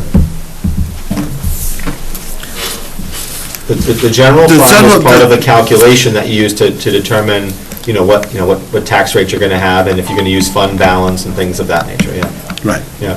So if you decide not to take anything out of the fund balance to offset the taxes, it really doesn't affect your taxes one way or another. Okay, can you repeat that? If you decide not to use any of the fund balance, Right. when it comes time to set the tax rate, it's not going to affect the taxes. I'd have to disagree with that because had we used $500,000 of fund balance, the tax rate would have been lower this year. Yeah, that's what I just said. Right, I didn't quite understand the question. If you decide not to use the fund balance, Right. any of the fund balance when you set the tax rate, Right, then it doesn't really go to offset taxes. correct, yeah. But as you can see, what we're trying to do this year is trying I to use some understand. of the fund balance to do that. And we tried that last year as well, in a couple of the articles, we had use of fund balance, and I think, I'm trying to remember if it was in the budget article, was it in the budget article, Sue? Use of fund balance? Or was it in a separate article? It's in a separate article, I believe, use of fund balance, This year? last year. Yeah, I think it was. We had a couple of articles, I think, that had use of fund, did we not? Was it simply just the operating budget? You had estimated that if all your articles. If all articles had passed, we were going to use fund balance to Right. offset it, yeah, that's what it was. Okay. Which we could do this year, technically, the board can do that. That's kind of what you're doing, isn't Yes, it? yeah, it is what we're doing. Yeah. Yeah, but it's being more explicit. We're telling people right up front, rather than saying it's We're taking this money out of savings to buy this, that's more or less what you're saying. Right, but I'm saying that this year's approach is very specific in saying, if you vote for this, this is where the money is coming from. It's not a situation where it's concrete, whereas I think last year, It was a conditional. it was a conditional, agreement right, last yeah. year. This year, it's much more, it is what it is. It will go, the fund balance will go towards the purchase of X, Y, and Z. You're talking about the surplus fund, right? Isn't that what you're I don't talking really call it a about? surplus fund, because I don't think, That's what it said on this I don't, spreadsheet, It's our savings. I don't, That's what it said, okay. I don't really. It's the money consider- that's left over in the. It's your budget for this fund year. balance. It's basically it's what you would have in your own checking account At the end of the budget season. during the budget. A classic example is we collect. Year after year. Yes, we collect all the taxes for, school services, et cetera. So the school sends us a voucher request that they have to pay some bills. We'll cut them a check for $1 million or $2 million. They put it in their bank account, and they start writing checks to pay the teachers and all their bills, okay? But we're the only ones by law who have the right to collect the taxes, and then we disperse. But what you'll see is just like you have in your own checking accounts, like for me, I know that come January, February, it's got the lowest in terms of my cash flow. School, we have the same exact problem. Right before, like right around now, sometimes you might have, while you're waiting for all the tax revenue to come in, you might be low. So, and again, I don't know what we are right now in terms of what's in the balance of our account, but you have to have enough in there so when the school or we have bills to pay, we have enough money to pay it. Okay? So just look at it from that perspective. So, for some people, they get panicky if their checking account is below like $1,000 or something like that. Some people, maybe it's a little lower, maybe it's a little bit higher, but, for us, we have to keep a certain amount so that we try not to get below that, because we don't want to be in a position where we have to borrow short-term to pay bills, and then we get a flood of money. So in effect, it's a rainy day fund, it's a war chest. I don't like to use that word. I mean, it's the balance of your checking account. I don't know to really It's like say that if you, $700,000? I guess what I'm trying to say is if you did not have. No. If you did not have cash flow, 4.5 million. It's millions. Oh, if you did Four not and a half, have, right? million? Isn't that what the number was, 4.5 4.5 million? or 5. Okay. Sue said that's the not my other. checking account. if you had cash in your checking account, and you always were at a razor-thin margin of $100, and you've got mortgage bills and all that other stuff, and then you had to then go into an equity line of credit to pay interest, to pay your mortgage, and then next month you had a flood of cash, so you're trying to just balance, Yeah, I get it. Right. I was under the impression that it was, when I read that cover sheet, I thought it was funds from this budget season. I didn't realize it was a cumulative cumulative, account. I yep. didn't get that. Thank you. Now, when the school returns $1 million, where does that $1 million go? It goes to offset their tax rate for the following year. But it goes into the general fund. It goes to offset their taxes for the next year. I have to give somebody something. It doesn't come to the town. It doesn't come to the There's no town. more out there that it comes to the town, it doesn't come to the town. It doesn't come to the town, it's, people think it does, but it just, But it offsets the tax rate, The school The tax. following year. Yeah, it offsets. because we see it like in this tax bill now. Right. By the way, Pete, that clock is way off. It's 8:21. Oh, no kidding. I was looking at the clock, holy smoke. The sun's coming up. 11 o'clock's gonna be a long time. 11 full-time, non-union DPW, 11. and 11 full-timers, and it looks like 3 part-timers, Say that plus again. seasonal. And union, Does that answer your What question? was the numbers? 11 full-timers, 3 part-timers, and seasonal, which would be cemeteries.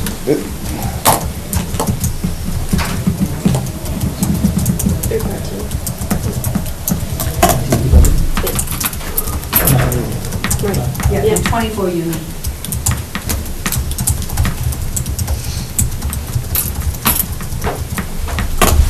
So. So it's 35?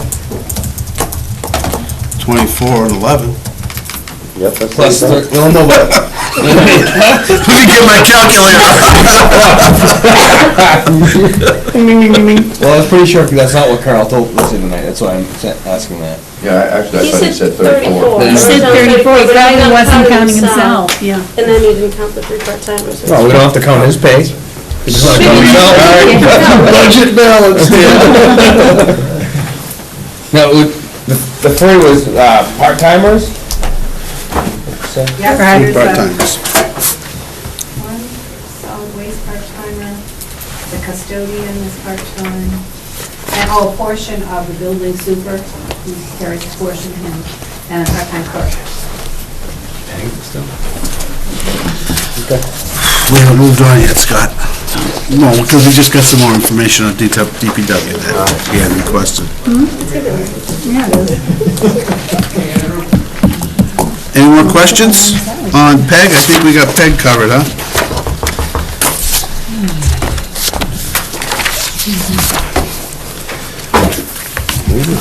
So what our next project is going to be on this, we're going to get our information on salaries, and you're going to get a chance to look at comparatives on the LGC website. Yeah. And when the special articles, hopefully, I talked to Sue and I talked to the chairman today, and we're going to try to do that on Monday. And I have to reach out to the school district, so I'm hoping to speak to Diane after tonight so we want to collaborate with them before we come to you as to where we are, because we promised them that we would do that. Okay, do we want to keep going, we want to go on? You guys want to make any decisions on this budget? You want to wait and see? Give me some directions, our meeting, your meeting too, so. What do you want to do, Elizabeth? Personally, I don't have any suggestions for where I would cut this budget. The admin budget, I don't see anything. I mean, I'm ready to move on. If somebody else has a Okay, suggestion, I'm happy that's to fine. listen to it. Now, we could always revisit anyways, right? We're not, Well, once you get a look at the Away big from it. picture, you and we know, may want to come back to some of these. yeah, but I mean, there's not a lot here. I think we've looked at it, and there's a couple Yeah. of spots, but it's minor spots. I mean, we decided, Keep going and then come back to this if it's necessary. okay, that's fine. I would agree with that. Let's go to, let's do the library. That way Tess doesn't have to hang around. Such a nice guy. Why? Why make your Parks and Rec and the police department sit there, but, you know. Rick's shoulders just fell.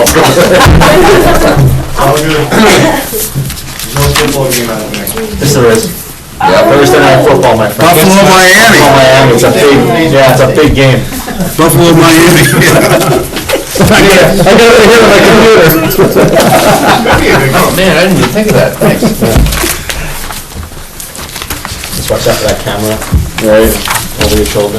No, I'm behind us in this place, sorry. I already figured this out. You like this room better, huh? It is true. The other one is like eyes everywhere. What's The it? room? Yeah, this one just got the big one. Terrific. Okay, library operations, you guys find library? Yeah, I got a question. Go ahead. More of a comment. Line 55,310, the maintenance charges 55,310, yep. on the building. I know there are things that need to be done there, but I got a quote from you here from the other night. I think we can let this go. That was on the, that was on the... 1 year. No, that was on the, you misquoted me too, on the wrong line, my friend. It's on the capital expenditure one. It was on painting the exterior of the building, all of the trim work. And I said, I think we can let this go for 1 more year, but I really got to get it done. That's But it what wasn't it is. this- It wasn't that, okay. it was in CIP. Good try. That's why we have delete buttons.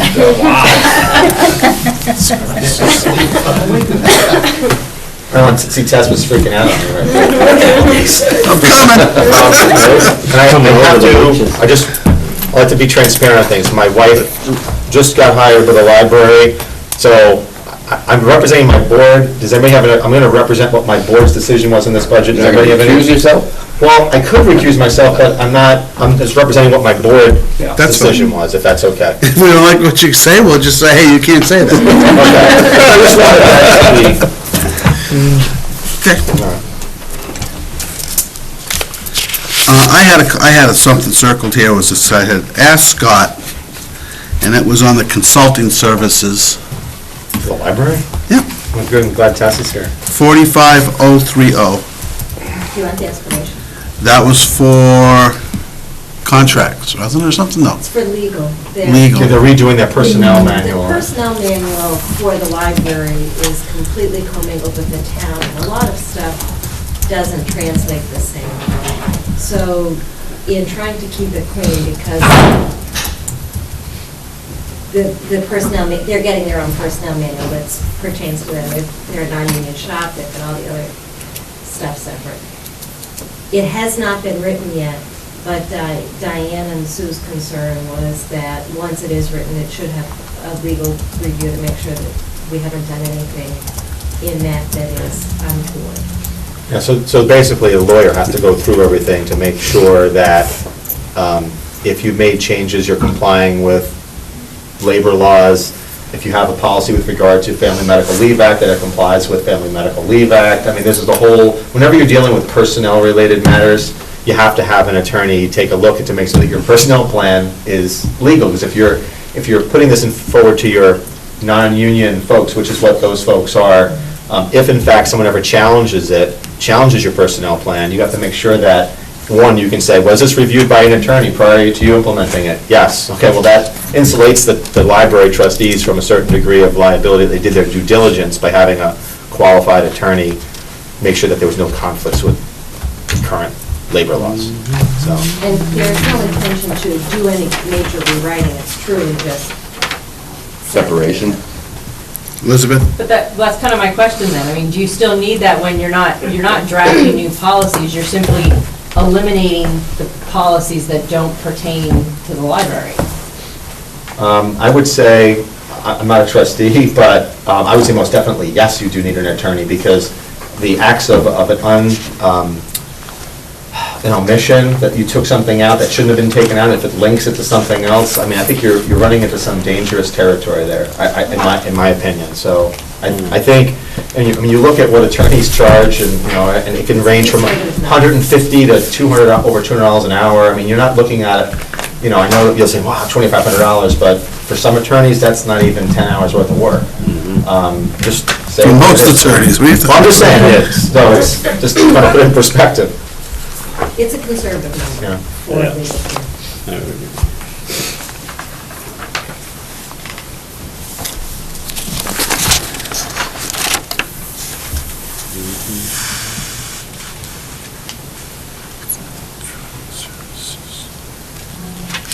We cover the electronic services again, that was something from the state, was it? They reduced what they were gonna do, so now it's costing us more. Yeah. And that's why you're over expended this year. That plus the Gmail dues have fluctuated. I think the reason we're over this year is the state dam shifting.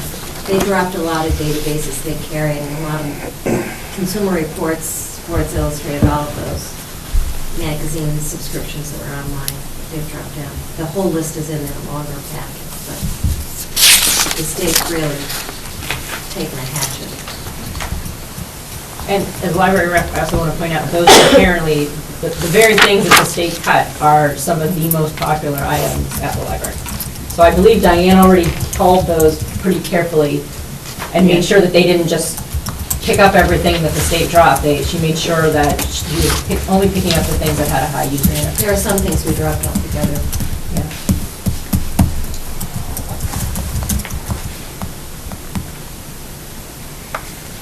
Any questions?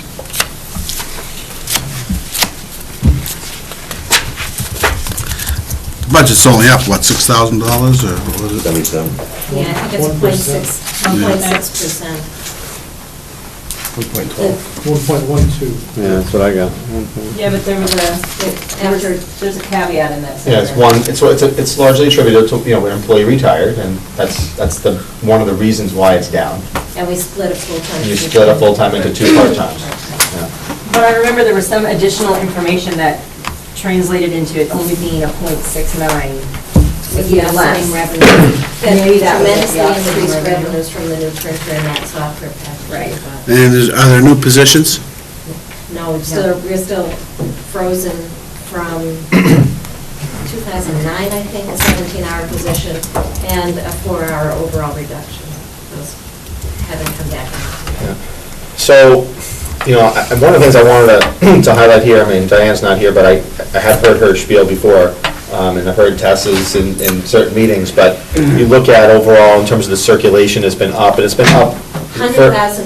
Yeah. It'll be 100,000 pieces this 12-month period.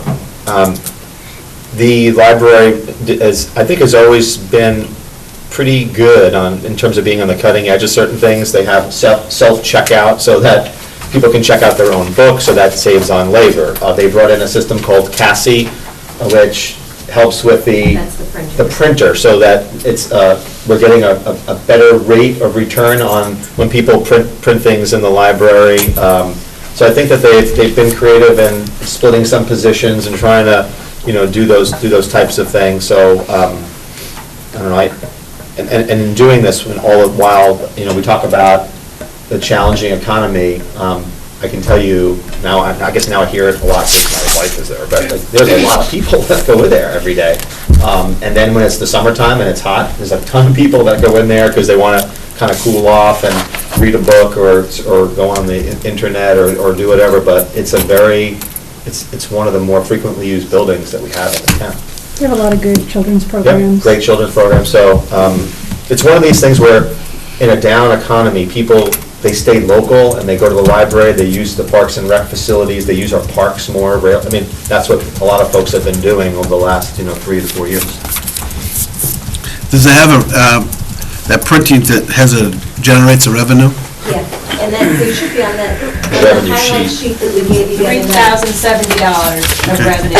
And that goes where? Into the General fund. library, does general fund? Yeah. That comes back to the town. Yeah, Okay. yeah. And I sent an email out, just so it's public, and that is, we talked about volunteers and volunteer hours, and Elizabeth sent that note, and basically, the only thing I added was that, just like Parks and Rec has Friends of Parks and Recreation, and there are some other groups that do a lot of volunteer work, Police Department, CERT puts in thousands of hours. The library has a Friends of the Library who do volunteer work, and then they raise funds for the Museum Pass program and some other programs that the library does. So I know that we were kind of getting hung up a little bit on volunteerism, and I can tell you, and I think we all know this, that this town is unique, I think, in how many people volunteer. I mean, there are people around this table that I have worked with outside this budget committee, whether it be at a school or a softball field or whatever, that have put in a lot of sweat equity to improve the town, and we don't really keep track of the literally probably hundreds of thousands of man-hours that if we did put $10 an hour to it, would cost a lot of money. So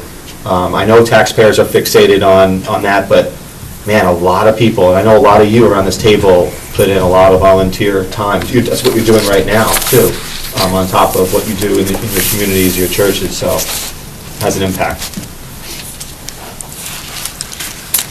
Anything else in the library? Any questions? Okay, let's go to Parks and Rec next. Thank you, Tess. Thank you.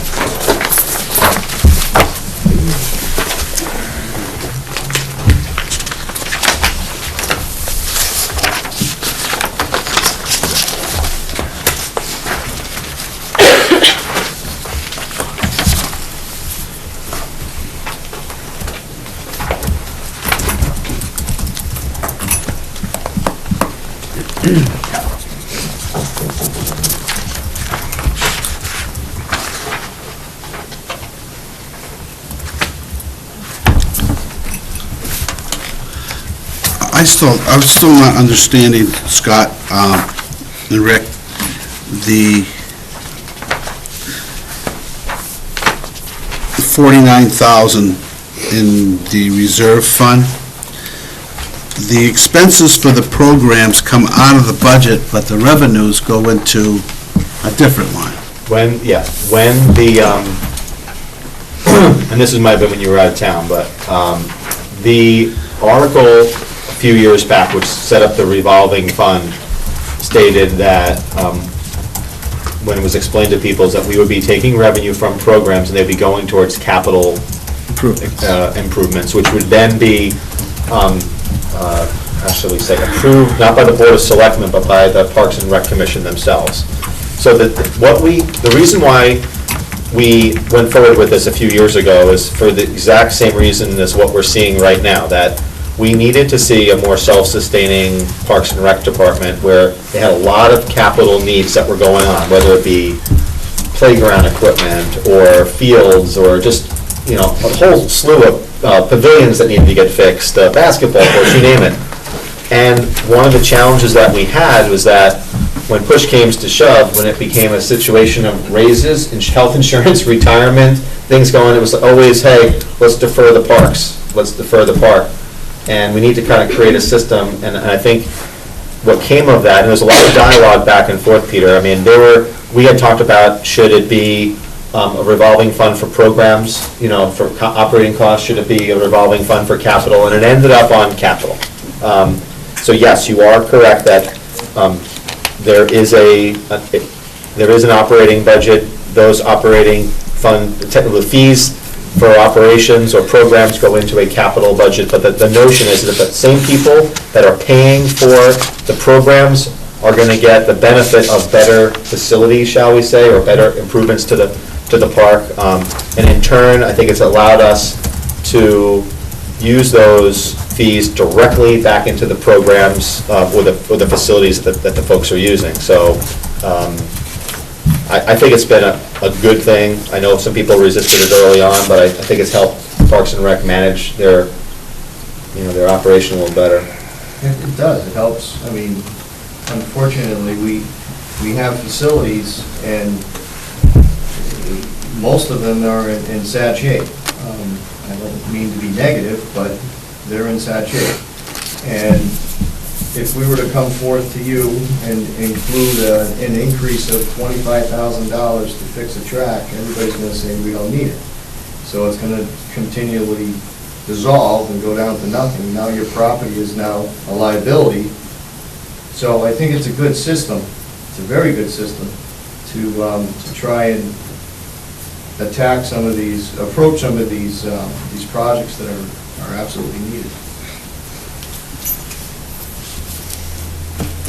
I just wanted to... Yeah. No, I have an issue, I don't necessarily believe if you're going to have a program and somebody's paying for it, that program should be paid by the revenues you bring in, but that's my own feeling. Yeah. No, and that's, you're not alone in that. And I think you're right, there's a lot of Yeah. philosophical Yes. different ways, I think that we could all look at this. You're right, you are right. Showing my program, I'll give you a T-shirt, but, this guy's going to pay for it, and I'm going to take the cash over here. You know what I'm saying? I mean... You know what, I don't, I'll be honest with you, at the time, I would have rather have program money go into program, but that's fine. I mean, the community, that's how it went a couple of years back. So, and I think this year in particular, where Rick was able to come to the board and say, okay, our commissioners have talked about, we're going to take this off the budget, and we're going to use this, I think that helped us to the tune of how much? It was out of the CIP. Right, CIP, but it's still the budget, so. $33,000. I mean, to me, it's coming from one pocket or the other. And I think overall, I think it's been working fairly well. Because you're absolutely right. You could sit here and you could say, all these program fees go into the program. So now, if you look at a program line, that number comes down to zero. But now when you need to fix a facility, your facility line's gonna go up. So it's kind of a catch-22 if you look at it. Because the facility doesn't go away, and the needs and the fixes are constantly there. So you have two animals. You have a program animal and you have a facility. Yeah, and they do go hand in hand. I mean, case in point is, you take a look at, the pools, right?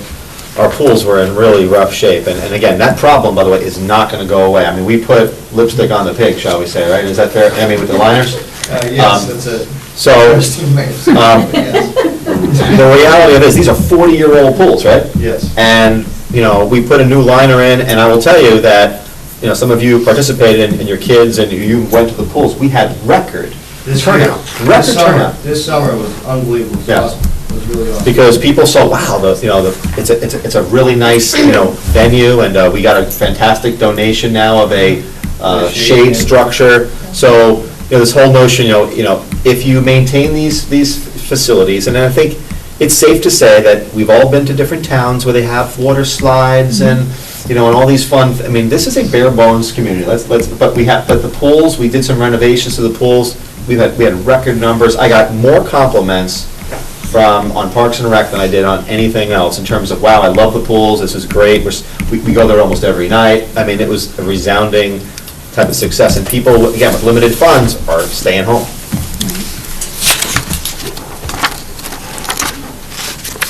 Any questions on Parks and Rec? I will just say, I understand your concern, but I think as long as the money is guaranteed to be reinvested in the Parks and Rec program, I'm okay with it. And that is why I think at the end of the day, the Parks and Rec commissioners are the expenders of the fund. Right. So that's not a political football, it doesn't get spent on, it's in Parks and Rec. And again, it's transparent when they spend the money, they typically will let the Board of Yes. Selectmen know. We don't have any control of that, but they'll give us the courtesy of knowing where the money is going. So, that's a good thing, I think, as part of it, that is a separation of duties. Really. Yeah. Yeah, they're by, The governing body can budget the vehicle to generate the funds, but can't expend the funds. correct. Yep.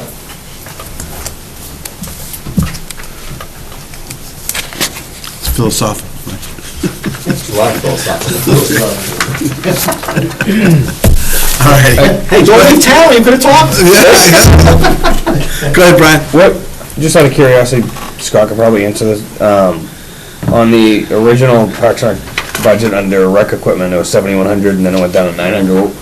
What got cut on that? No, it's something got cut, they basically, Rick can answer that, but it just. Go ahead, Rick. That was one of the expenses in the, we were looking to, we had a lot Basketball of requests to redo our outdoor basketball courts. Yep. So that went into that line originally, when we were originally planning. And that's when the commissioner said, no, let's pull that out, and that's where we're gonna start to use revolving fund money.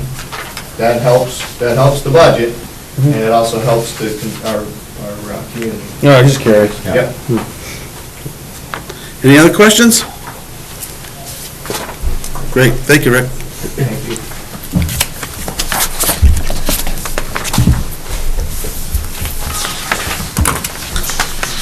Well, plenty of time for the police department.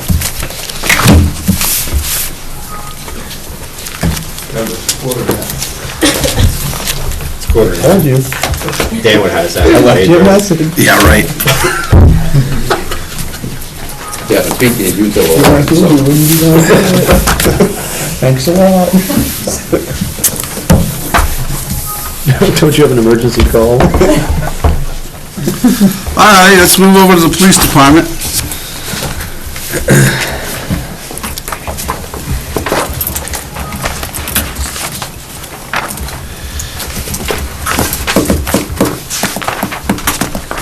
When's this contract up?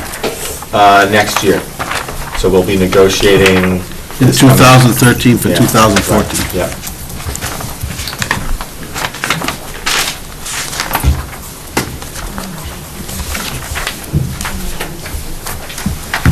Got a question? Go ahead, Scott. No. Oh, I'm sorry. I'm looking to, go ahead, Elizabeth. The line under police operations maintenance charges building. Yeah. Could we ask the chief to take a look at that line again? I think in our discussions, we went through, sorry, 553110. Oh, yes. We had a big question mark there. That's $27,000 Yeah, I line? think in our discussions, we agreed, or he agreed, that the doors and locks had remained in that line. So maybe he could go back and look at that, because that was a one-time expense from the current year. So maybe we could ask him to look at that line again and adjust it accordingly? Well, There is a big question mark on mine, so that, we must have discussed it. Captain Brown is here, so representing the police department, so Okay. if there's anything that you need. Working on it. Yeah. My notes say too, that line includes a $3,000 heater. Right, so factor that in, but take the repairs from this year out. Yeah, that's right. There was enough money to buy that heater out of the current budget. Right. That's what we're telling And you. then some, I think. I don't remember how much the doors and locks were. For some reason, the No, number but 11,000 We had a seems lot of in mind, but conversation about it, yeah. I don't remember if that's exactly how.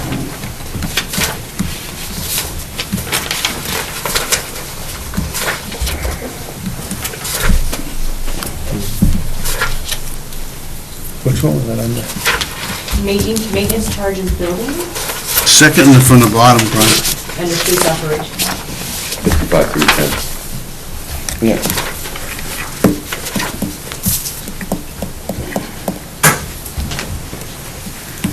Yeah, I got it circled too.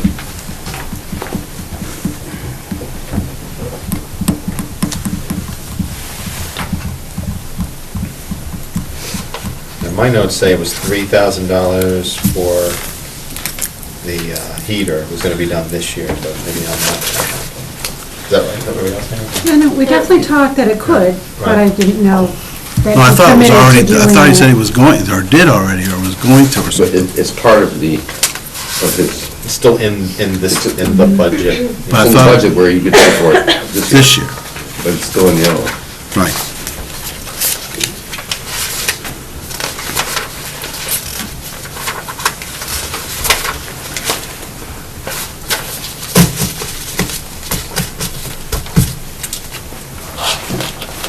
So we're gonna leave that for now. Are we waiting for that? Well, or- he's working on it. Okay. Well, no, my understanding was, it was in the budget to purchase the heater for the Sallyport next year. But my understanding is that's being purchased for, out of the current year's budget line. That's mine. Then I'm gonna make a motion to reduce this line by 3,000. Well, Well, go ahead, Elizabeth. I thought that the issue, in addition to that, was the idea though that that number, that 27, included Doors and locks. the doors and locks, which was a one-time expense for this year. Then it'd be even more. Right.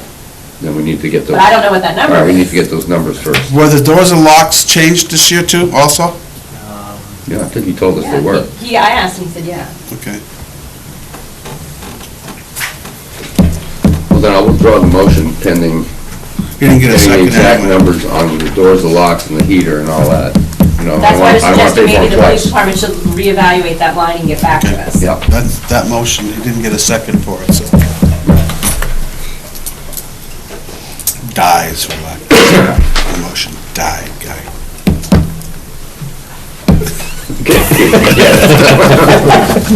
Elizabeth, what line was that again? It is 55,310.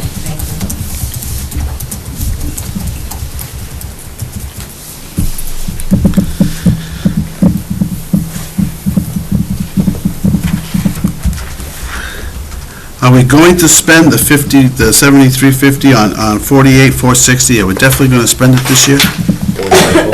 Whoa, What's the where line are again? you? 48, Yeah. 460. Computers and communications equipment. We talked about a hindsight recorder, that's what I wrote down. Because we budgeted 73 in 011, and we spent, on the year, on 11, we spent 48. Budgeted 7350, and so far this year, it's only 2294. Guy, is there any, who's working on the place? Is that you, Guy? Or Brian? No, Yeah. fire. Is there, is he, you know what he's spending this year, or is it, No, I'm a That's the little, hindsight recorder. Yeah, Yeah. yeah, but that's in this coming year's budget. No, no, he's gonna go ahead and buy it out of the current He year's is, funds, right. and he's taking it out Of different lines. of, it's not gonna be in this budget we're considering now. Okay. Because he's going ahead and purchasing it out of his. okay, existing but fund. the 7350 is still there. I don't think it was 7350, I think it was like 21,000. It was a CIP request. Correct. Yeah, but I'm looking at, the line that I'm looking at, the 48, 460. Computers and, Yeah, that has nothing to do with the hindsight recorder. There's no increase in this budget Oh, line okay, from okay. last year. That's what I wrote. but it's not spent. What do you mean? He's, at He said 22,94. 26K year-to-date on that line. no, he's not. Yeah, he is. 26,1. On 48, 460? From 48, 460, computers and communication equipment, he was budgeted 7350, he has spent to date $26,169.95. That is hindsight. That's hindsight. Right. That's The budget, the request on this line for this coming year is still 7350. Okay, but my comment is, in 2011, he spent 48, it was budget 7350. Spent 4,800. Right? Mhm. Current year is budget 7350, he spent 2294. Where's the 2294? I'm looking at the What's that? blue sheet right here. Okay, must have a hidden column here. No, remember Sue told us that the spreadsheet, the computer spreadsheet is a little more up-to-date than the printed sheets? Right, so what does yours say, Elizabeth? Huh? What does yours say then? Mine Or says Guy? 26,169.95 Okay, but that's, Year-to-date for 2000. What is, for 2012. Right. Right? okay, how much was the hindsight recorder? Read that again? Yeah, that's the problem. $20-something thousand, around 25,000. Okay. Oh, you 25,000? saved 2,000 by getting it this year, Yeah, so I Way think it off. was around 22. 20-something thousand dollars, I mean. Okay, so we'll still go back to my original, if he hasn't spent, he normally didn't spend that line. You kidding? If you take out the hindsight recorder, which is a one-time expense, Mhm. that line is still under-expended, Okay, okay? And again, we're budgeting it for another 7350 this year. correct. I guess my question to the captain would be, what's driving that number of 7350? I don't have an answer for you on that, I apologize. Yeah, and one of the issues with this is that, for the most part, this is a question which, more often than not, the chief is going to consult with Neil and/or Brian, IT, because they're on a replacement cycle for their computers. So they will know what, This says radar repairs. Yeah. It has radar repairs, some MDT repairs. We expend money to maintain our radar trailer, which is definitely showing its age. It's already been hit by a tree in the last couple of years. Certifications for all the radar units and minor accessories. We spent $300 to replace some parts on one of the radar units that we have. So we'll get a breakdown of that, can we ask for a dollar breakdown on that? I mean, we're talking another, $3,000 worth of repair is, $4,000.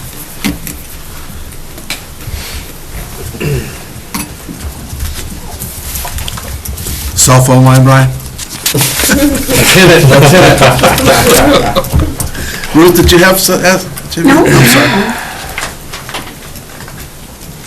Elizabeth? I'm sorry to keep harping back to this personnel issue, but I mean, I've been wrestling with this, adding the additional police officer ever since I saw the budget. I read the chief's report. I don't doubt that there's a need. I know that this has been put off year after year after year. But again, when we have increases that are overwhelmingly personnel driven, I'm very hesitant to start adding additional personnel. I think it's already been done, hasn't it? I thought it was, that's an open slot. Yes, am I we right? have held that open slot for, I think, 3, maybe 4 years. Yep. Okay. And I know that the department's calls for services have gone up. I know that the calls have the nature of the calls have changed. Like I said, I don't doubt there's a need. And I'm not sure that I want to make a motion. I've just been wrestling with this for days, going back and forth. So I just thought I'd bring it up for us to talk about. Guy, go ahead. I'm personally not in favor of the additional patrol. And don't forget, this is a 6-month figure. Right. Okay, that's going to get a lot bigger the following year. So The what's the? raises are in there too. So that's not all for his. Okay. Yeah, but what was the figure for the, for that? 33, do you have the, does anybody have the? I left mine at home. Yeah, good sheet. I left it at home. The chief broke down every single line and explained. Yeah, they're all right there. So what's the line, the first one? Yep. Yes, the first one, regular wages. I left mine at home. You got one? Okay, include the reintroduction of an unfunded patrol position for 2011. This I printed it. position, all left unfunded now, is increased workloads. This, What do you want to know? half the position. How much is it for that? It's a $69,000 increase, is that what you want to know? Yeah, but that's not all for the police officer. There's No. the regular wage increase. So what's the increase for the police officer? Do you I see it in just there? have, I've got it. no, it's just have the 69 for the police got it? officer.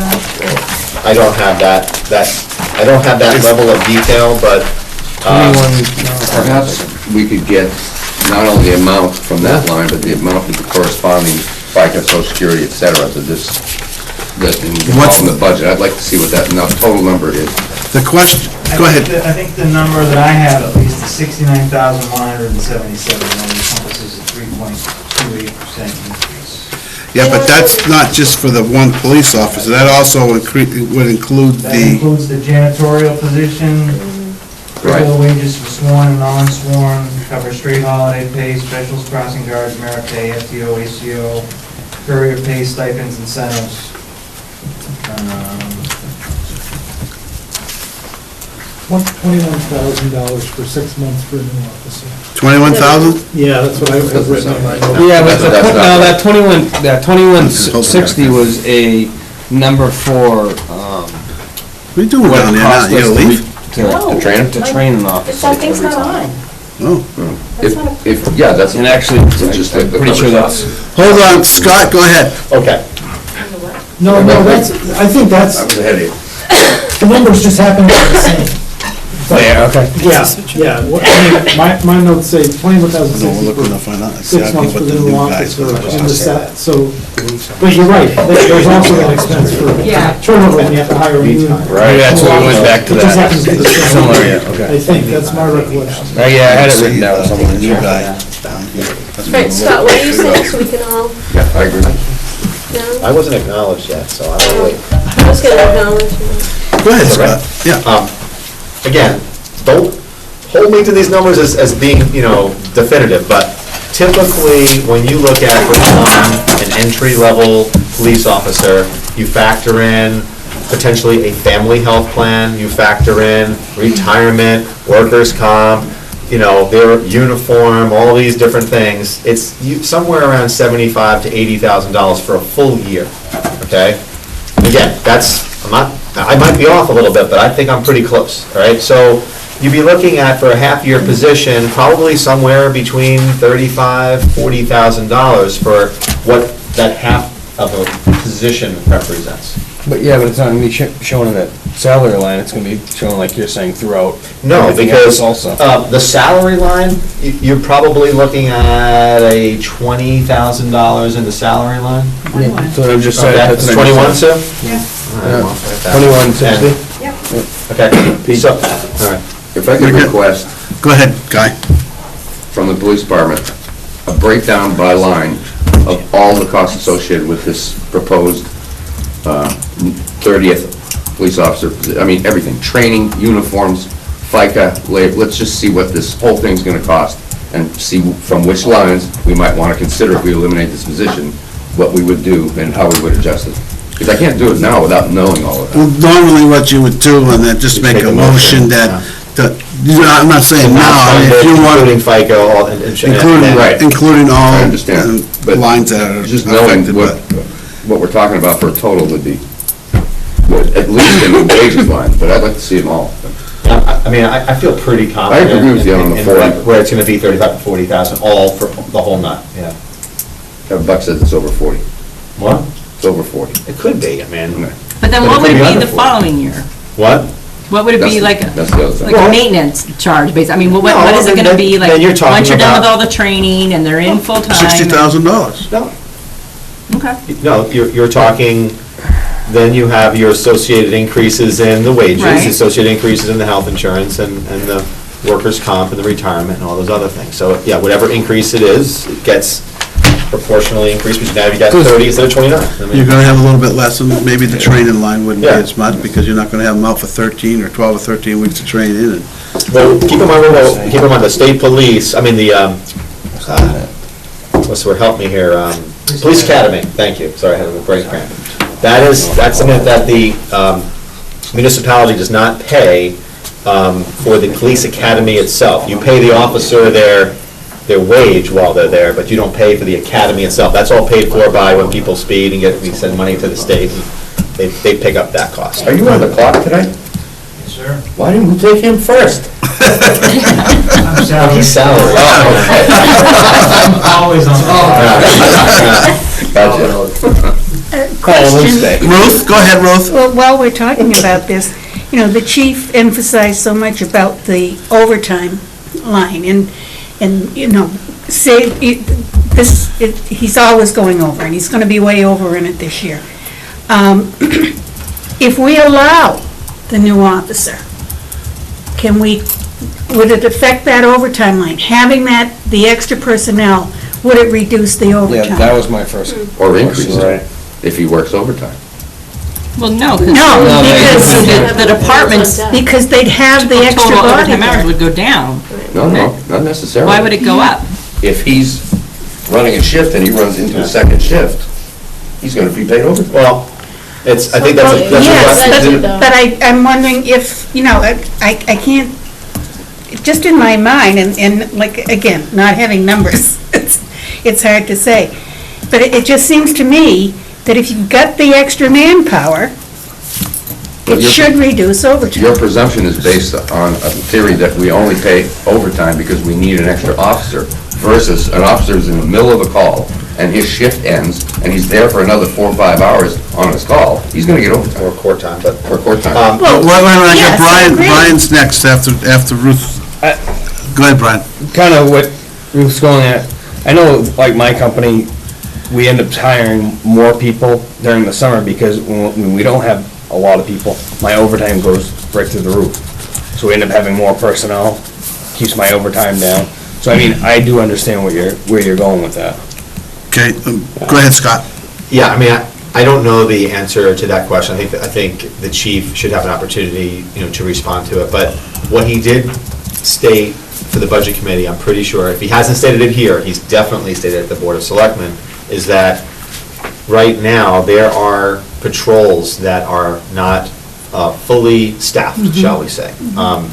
And he does not like to divulge when those shifts are not fully staffed, because that could compromise, security in the town, et cetera. But, so the fact remains is that, and he has shared with us that there are times in order to manage his budget, whereas he might have, 3 or 4 patrols on at a given time, he might only have 2 officers covering the entire town for a certain period of time. That is not necessarily a good thing, and I think when you look at what the 30 represents, I mean, the 30 really represents the number of patrols and having the proper amount of officers patrolling 24/7.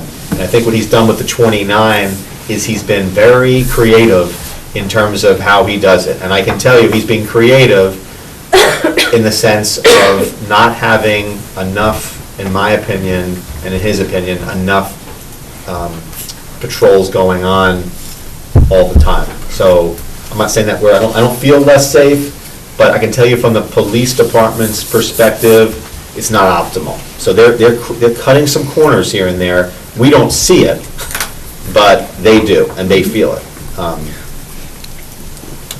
Go ahead, Brian. Well, technically, and I think that when we had discussed it with him, he was actually, I don't want to say matrix, but with the amount of people that we have in our town, roads, and so on and so forth, technically, he's actually supposed to be at 31 to 32 I officers. think it's even higher than that. Yeah, I mean, well, I'm just- that Bartel studies and. Yeah. Whatever the case, that's all I'm saying is that That's, we're still way lower than we're supposed to be either way. but, and I agree with what you're saying, except that those studies, those numbers come, From urban.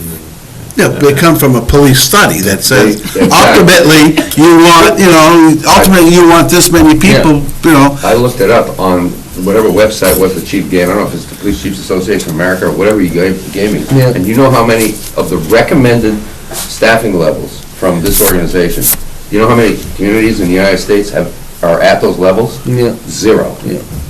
Okay? Yeah, so I mean, it'd be nice to have a police officer on every corner and Oh, a absolutely. fire station on every block, but so I mean, those studies, you have to take them for Yeah. what they are, and they're generated by the police. But, and I'm not saying it's a bad thing, but you've also got to understand, there's $105,000, his proposed increases this year in the salary lines are $105,000. If you look at the increase in the overtime, which is $36,000, his overtime line is 110 last year, or this current year, and he's budgeting 146,000 this year, and then you have another $60,000 increase, $69,000 increase in the regular salaries.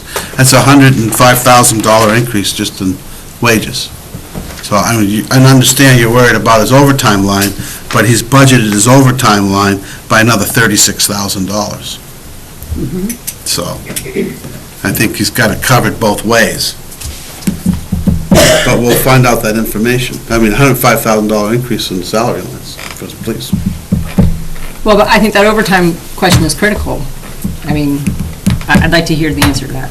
But we've got an increase in the overtime line of $35,000. Well, I know, but what I want to know is, can we put Could we less in have- overtime? Yeah, could we put if- less in overtime? If we have a regular employee, because you pay time and a half at overtime, right? So why wouldn't the chief have done that if he thought the extra officer would have reduced it? maybe he's trying, I mean, he's been trying for years. Well, he's Go ahead, got the officer in the budget. Captain, go ahead.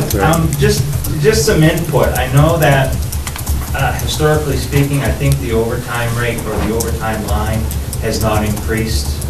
Help me out, Scott, when's the last time it was increased? Well, I can tell you that it's, for the last 2 years, it's been the same. Okay. So So as the salaries increase, so, you know, if they've got, let's say, 3.25% last year, and they get whatever it was the year before, your salaries increase, but your overtime rate, as you accrue it, goes up as well. If that's But we're not misleading, putting what more you just money, well, there's not more money being put into the line You to didn't say cover, so budget, there's you said it's. less of a apples to bite at when you talk about having these officers that are making more money now because of contractual issues. So, you know, when they do accrue the overtime, there's less of it to go around. So I think that that's where the box is getting squeezed in, as, you know, as the chief is maybe understanding. Instead of that, but it's a 30%, over 30%, 33 or 35% increase in the overtime line all in this budget. So that's more than compensating for what you're talking about. Yeah, and I'd like to point out that I know that it was budgeted for the same for the last 2 years, but it was overspent. Yeah, by $3,000 in 2000. 13,000. Oh, I'm sorry, 3,000, you're right. Three. So, $3,000, and this year it'll probably be close to the same thing, I would imagine, if he goes on historical on the report. So, I mean, there's still quite an increase in both lines of, like I said, it's over $105,000 between the two lines. That's 2 officers. Yeah. For 6 months. Brian? No, I was looking for my pen, sorry. can we agree we'd like to get more information on this? I think we got that information relayed.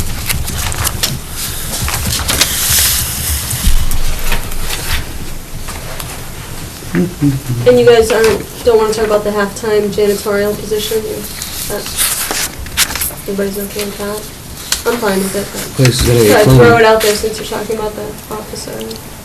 Well, you're right, but a halftime employee does not receive benefits.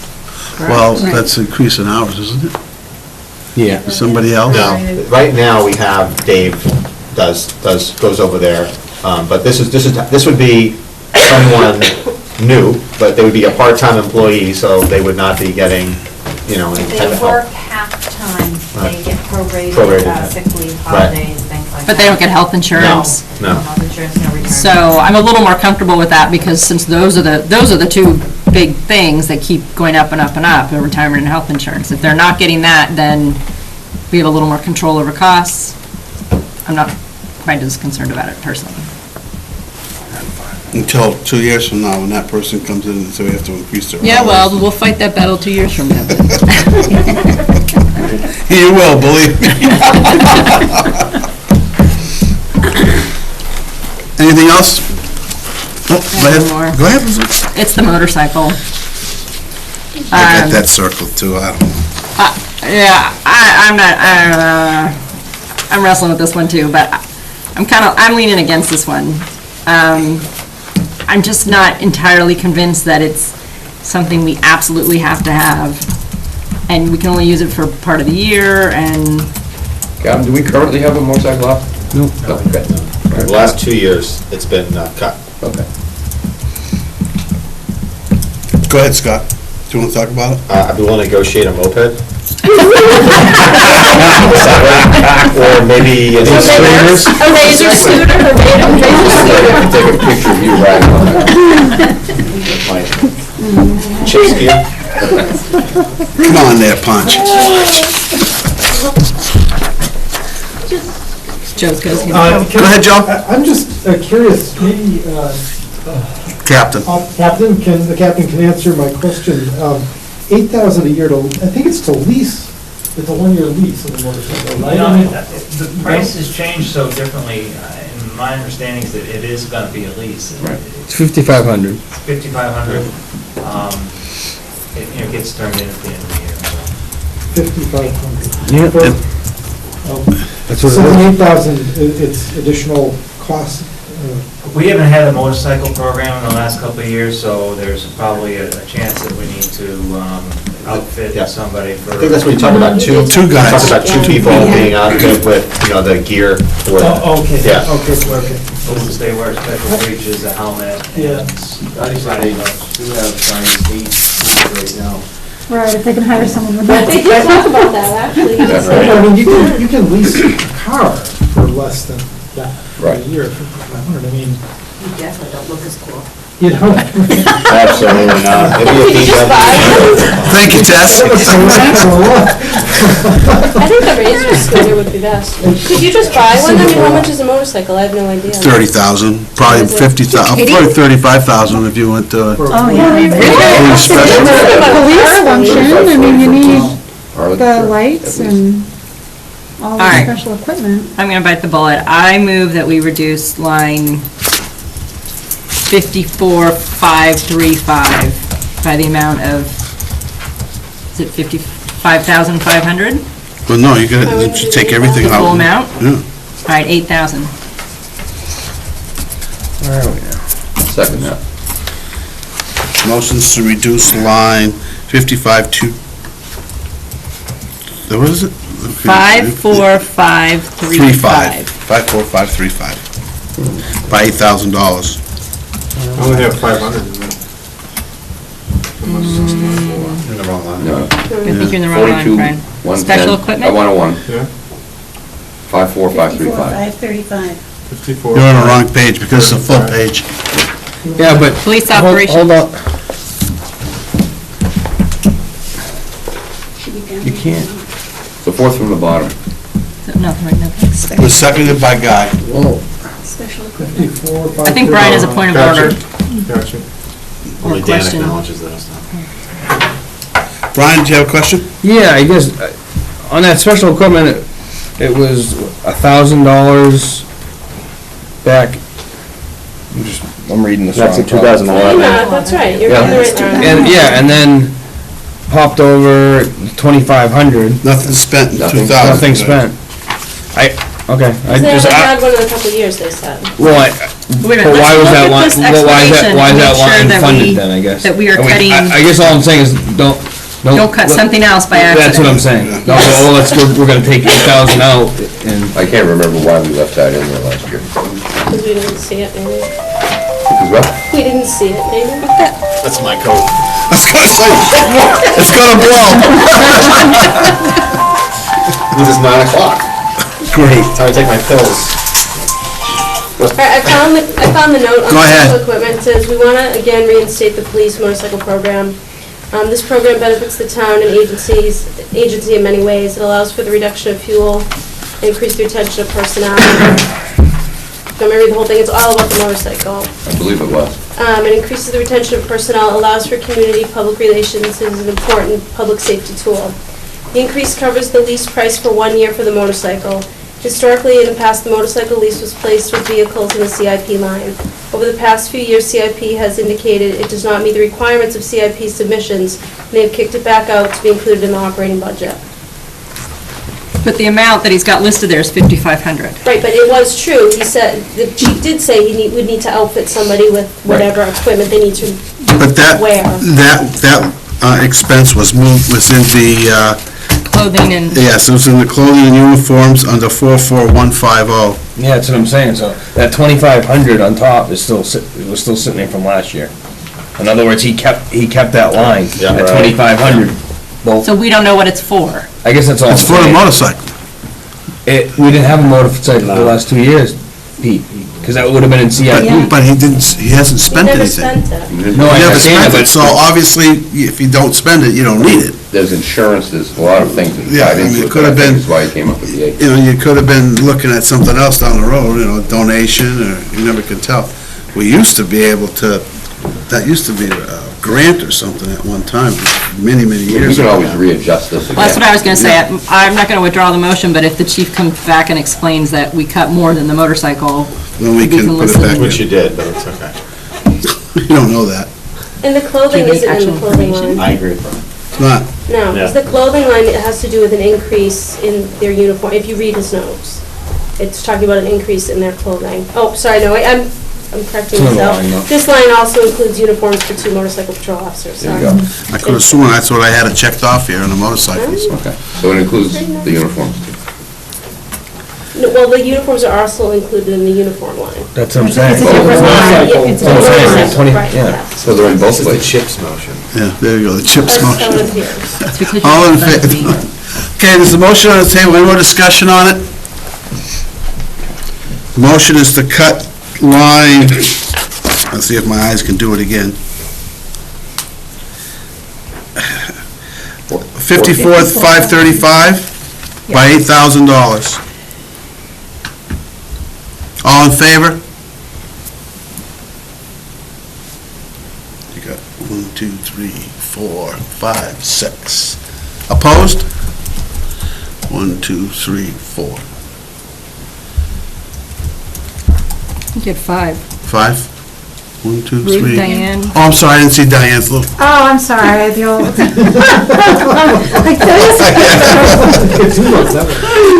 So the motion carries, we've cut that line by $8,000.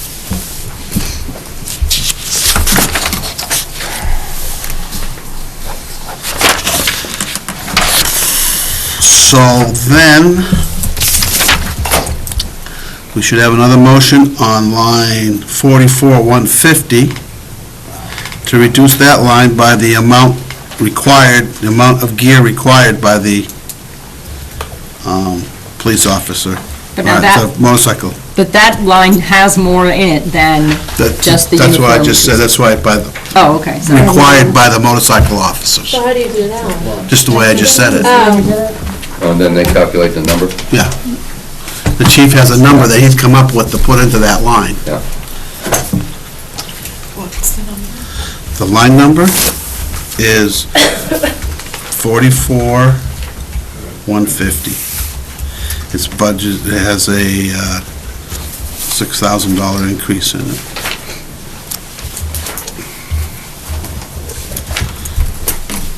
Why would he have put the uniforms in both lines?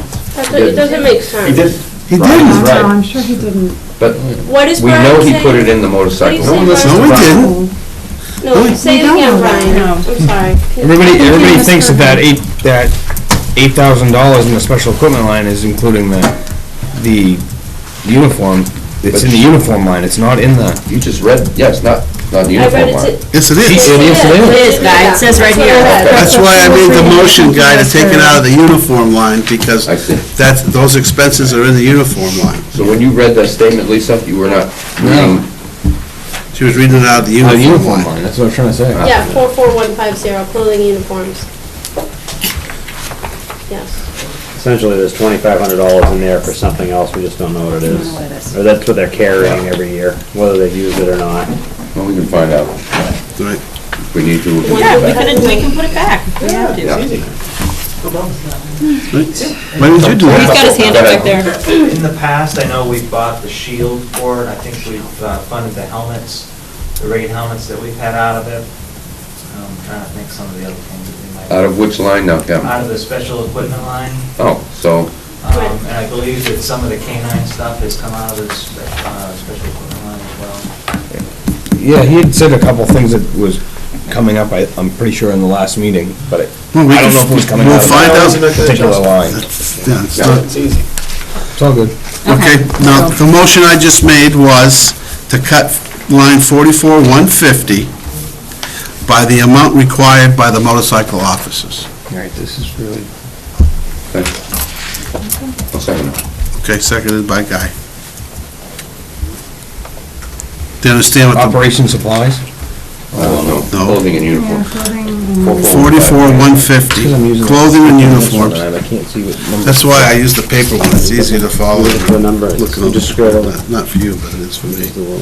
Last year I used the paper. Oh, that's what I did wrong, sorry, yeah. These guys can get you. Okay, so we're not gonna figure out the amount, we're gonna let the chief figure out the Right. amount? Okay. Which is what we're gonna do when you do the police officer and all that, you just say in associated lines. Okay. When you make a cut, you just say the associated lines. Okay. Yeah? Any discussion on that? All in favor?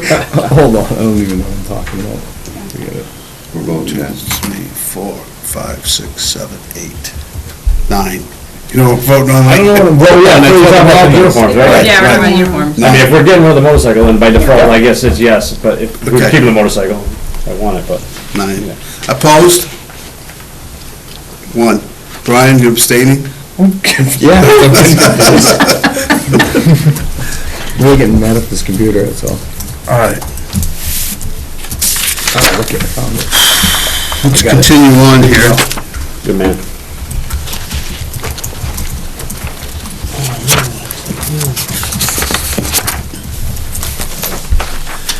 We took care of that one, we took care of that one. We were waiting, we're gonna wait on, so we give the captain the right directions here.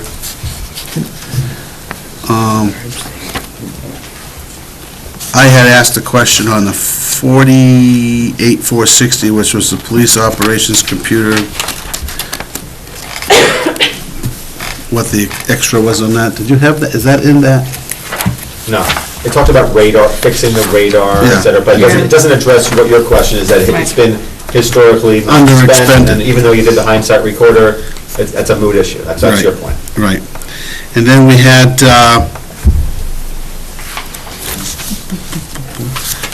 building maintenance. We had a question on that. And then the cost of The it. maintenance charge building for, do you have that?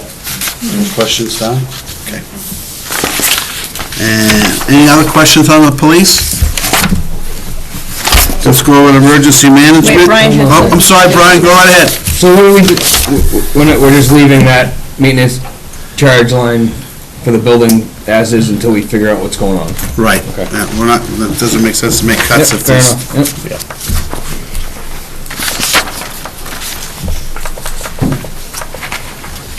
Okay, police emergency management. There's not a whole lot to do with that line. With that budget.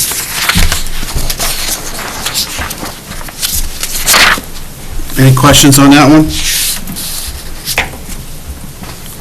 Then over to police communications.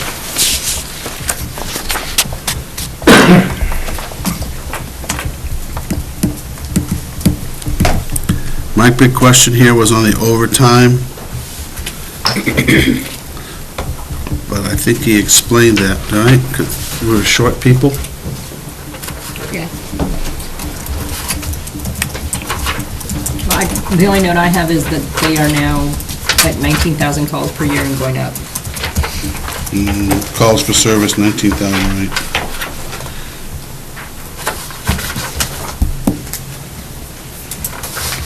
Anybody else got anything else on that? What was the maintenance charges in that, you remember? Was that the radios?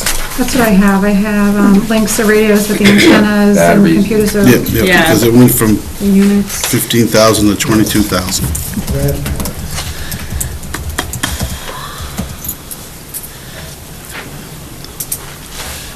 Anything there? Anybody got any questions on that stuff?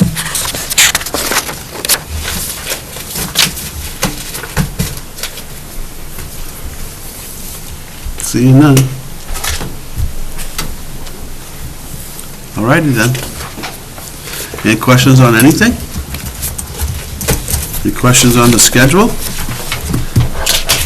Well, I guess I have one concern, sorry, but, I mean, we spent a whole night, we've asked some questions, we made a few very small cuts. I'm just concerned that we're gonna get to the end of this, and we're gonna go to vote on the budget, and a portion of us are gonna vote no. And I would rather try and build some kind of consensus and get as many people as possible to vote yes on a budget and have this board pass a budget that we can stand behind. So, like I said, I already pointed out the things that I saw, but I don't want this to end up in a newspaper war with people saying, oh, this budget's full of waste. If it's full of waste, for God's sakes, let's... Show me where, that's... Let's do it. But I don't think this is full of waste. And I just want to make sure that people are bringing things up, because, for God's sakes, let's talk about it now. If there's waste, let's do it. Personally, I don't see it, but other than the concerns, and I wouldn't even call that waste, it's just Yeah. I still have that overriding concern. That's it. Okay, well, I mean, you know, the selectmen have their job to do, they've done what they could do, and we have ours. We have two items that we've disagreed upon, or two or three, and maybe some more when we look at the maintenance charges. You know, I don't know you know, what else you want to do? I mean, those two things. We still have parks, public works to do, and fire, and those are two big ones. You know, and here again, you're going to be talking wages over there, but Yeah. I I think... just wonder if this is all gonna turn out to be a battle over the road plan. Could very well be. I mean, it could wouldn't be be. the first time, believe could me. be. If I can volunteer my personal opinion, I mean, if there's anybody who thinks budgets can be adjusted, it's me. And looking at this, what we've looked at so far, these people are really tight. Yeah, I would You know, disagree. so, I mean, otherwise, I'd be making motions to cut everything. Yeah. That I thought was cut. You're so quiet. I'm not hesitating to make a comment because No, if I I'm afraid to speak. If I thought it could be cut, maybe I'd be opening my mouth, but Well, and I guess that's kind of my thing, is I feel like in the last few years, because the things have been so tight, I think the board itself Oh, is... they're busting their humps cutting these things. Yeah, so I know I guess that. I feel we're at the point now where, we're gonna find some little things, but I don't think it's gonna be like astronomical. I mean, I feel everybody's running on a pretty bottom line budget. I mean, there's not a lot of fat, I guess, on it. I think the motorcycle is what you'd call a nice to have, but Yeah. I can't find a whole hell of a lot else that would fall in that category, No. you know? Go ahead. My question would be, when we get towards the back of it, with all these special articles, I think those are some big chunks of money that I'm not sure how that's gonna fit in the budget, or if we're gonna be separate articles, or... Yeah, if I could clarify that, for those items that are separate articles are gonna be funded by fund balance, so they don't have any impact. If you were to cut them, they would have no impact on the tax rate, because what we're trying to do, the board, we had our auditor looked at our books and said that we had a fairly healthy fund balance, and that we could spend, I think it was around $600,000 or $700,000 of fund balance and still be well within the range of having a good cushion. That being said, we're like, okay, we know we've got some spike in the CIP. How do we try to achieve, we can't keep deferring things over and over again, so how can we do that without increasing the tax rate? So that was the thought process of the board, was to, let's put these things as a special article, let's word them that this specific item will be used to fund, and it'll be, the funding will come from fund balance. As opposed to last year where it was like, well, if you vote for all these things, when the selectmen set the tax rate, we will designate $1 million of fund balance. Here, we're specifically stating where they're coming from. So the only two things, Brian, that I'm aware of, that the board has yet to make a determination on, is the fire station improvement plan, which would be a bonded type item, which would have about a $200,000 first-year type cost. And then it would be the capital reserve fund for fire equipment. And initially, that was in the CIP for $250,000. So I can tell you flat out that the Board of Selectmen has talked about that particular one. About the road? And the road program is part of the operating budget right now. So, going back to what I was saying, we talked about the capital reserve fund, and I can't speak for, the board, because we have not taken a vote, but in our deliberations, we talked about maybe it won't be 250, but should we fund it with something? Because then our chief has been very good at leveraging grants, and he needs some money to leverage a grant. So we talked about a range of $50,000 to $100,000, maybe other than the 250, and that's been talked about. We haven't had a vote on the fire station improvement plan, and the board did have, Peter, a discussion about the possibility of putting the road program as a special article, but decided at the end to keep it in the budget. So, and I will say that I appreciate everybody's comments tonight. I thought it was, one of the better dialogues I think we've had in a while. Ultimately, we have worked things out with the budget committee and listened to recommendations. If we disagree, we'll come back and we'll say, what our disagreements are, but, I think we're here to work together. I think, and I'm very pleased that everyone's comments, tonight about, I think we've tried, our department heads, I think, worked really hard to try to come and just try to be acknowledging that we know we have salary increases, et cetera, but came in with a budget that was pretty right. And I think when you saw what Carl gave you in terms of the amount of things that we just said, we know that they're important, but we're deferring them, I think we did I'm not saying there's not any room for movement, but I think there's not a whole lot of room for movement. Okay, we need to put the schedule together.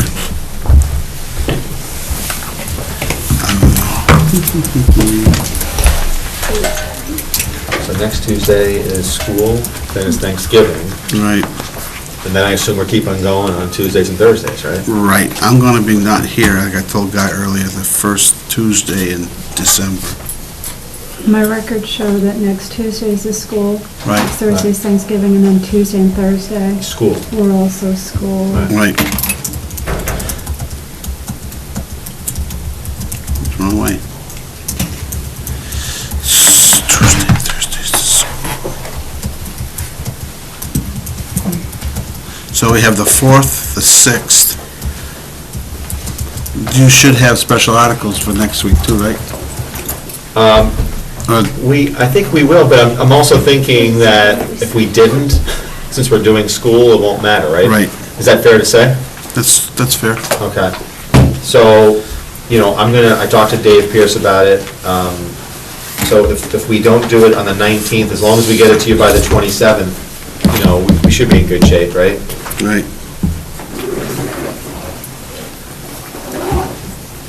So we have the school.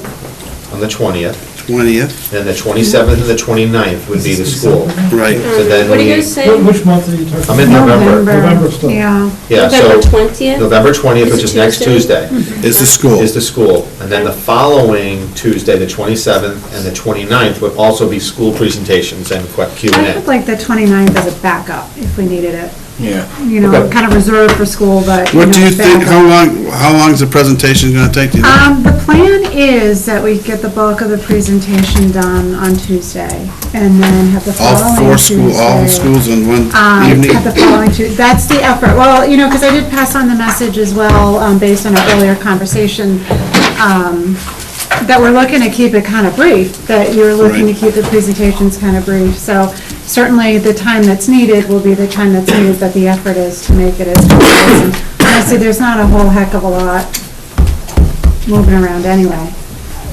So. Have you decided your special articles yet, or you're still working on that? We took a vote on the athletic facilities in the theater, not to put that on the ballot and not to pursue it.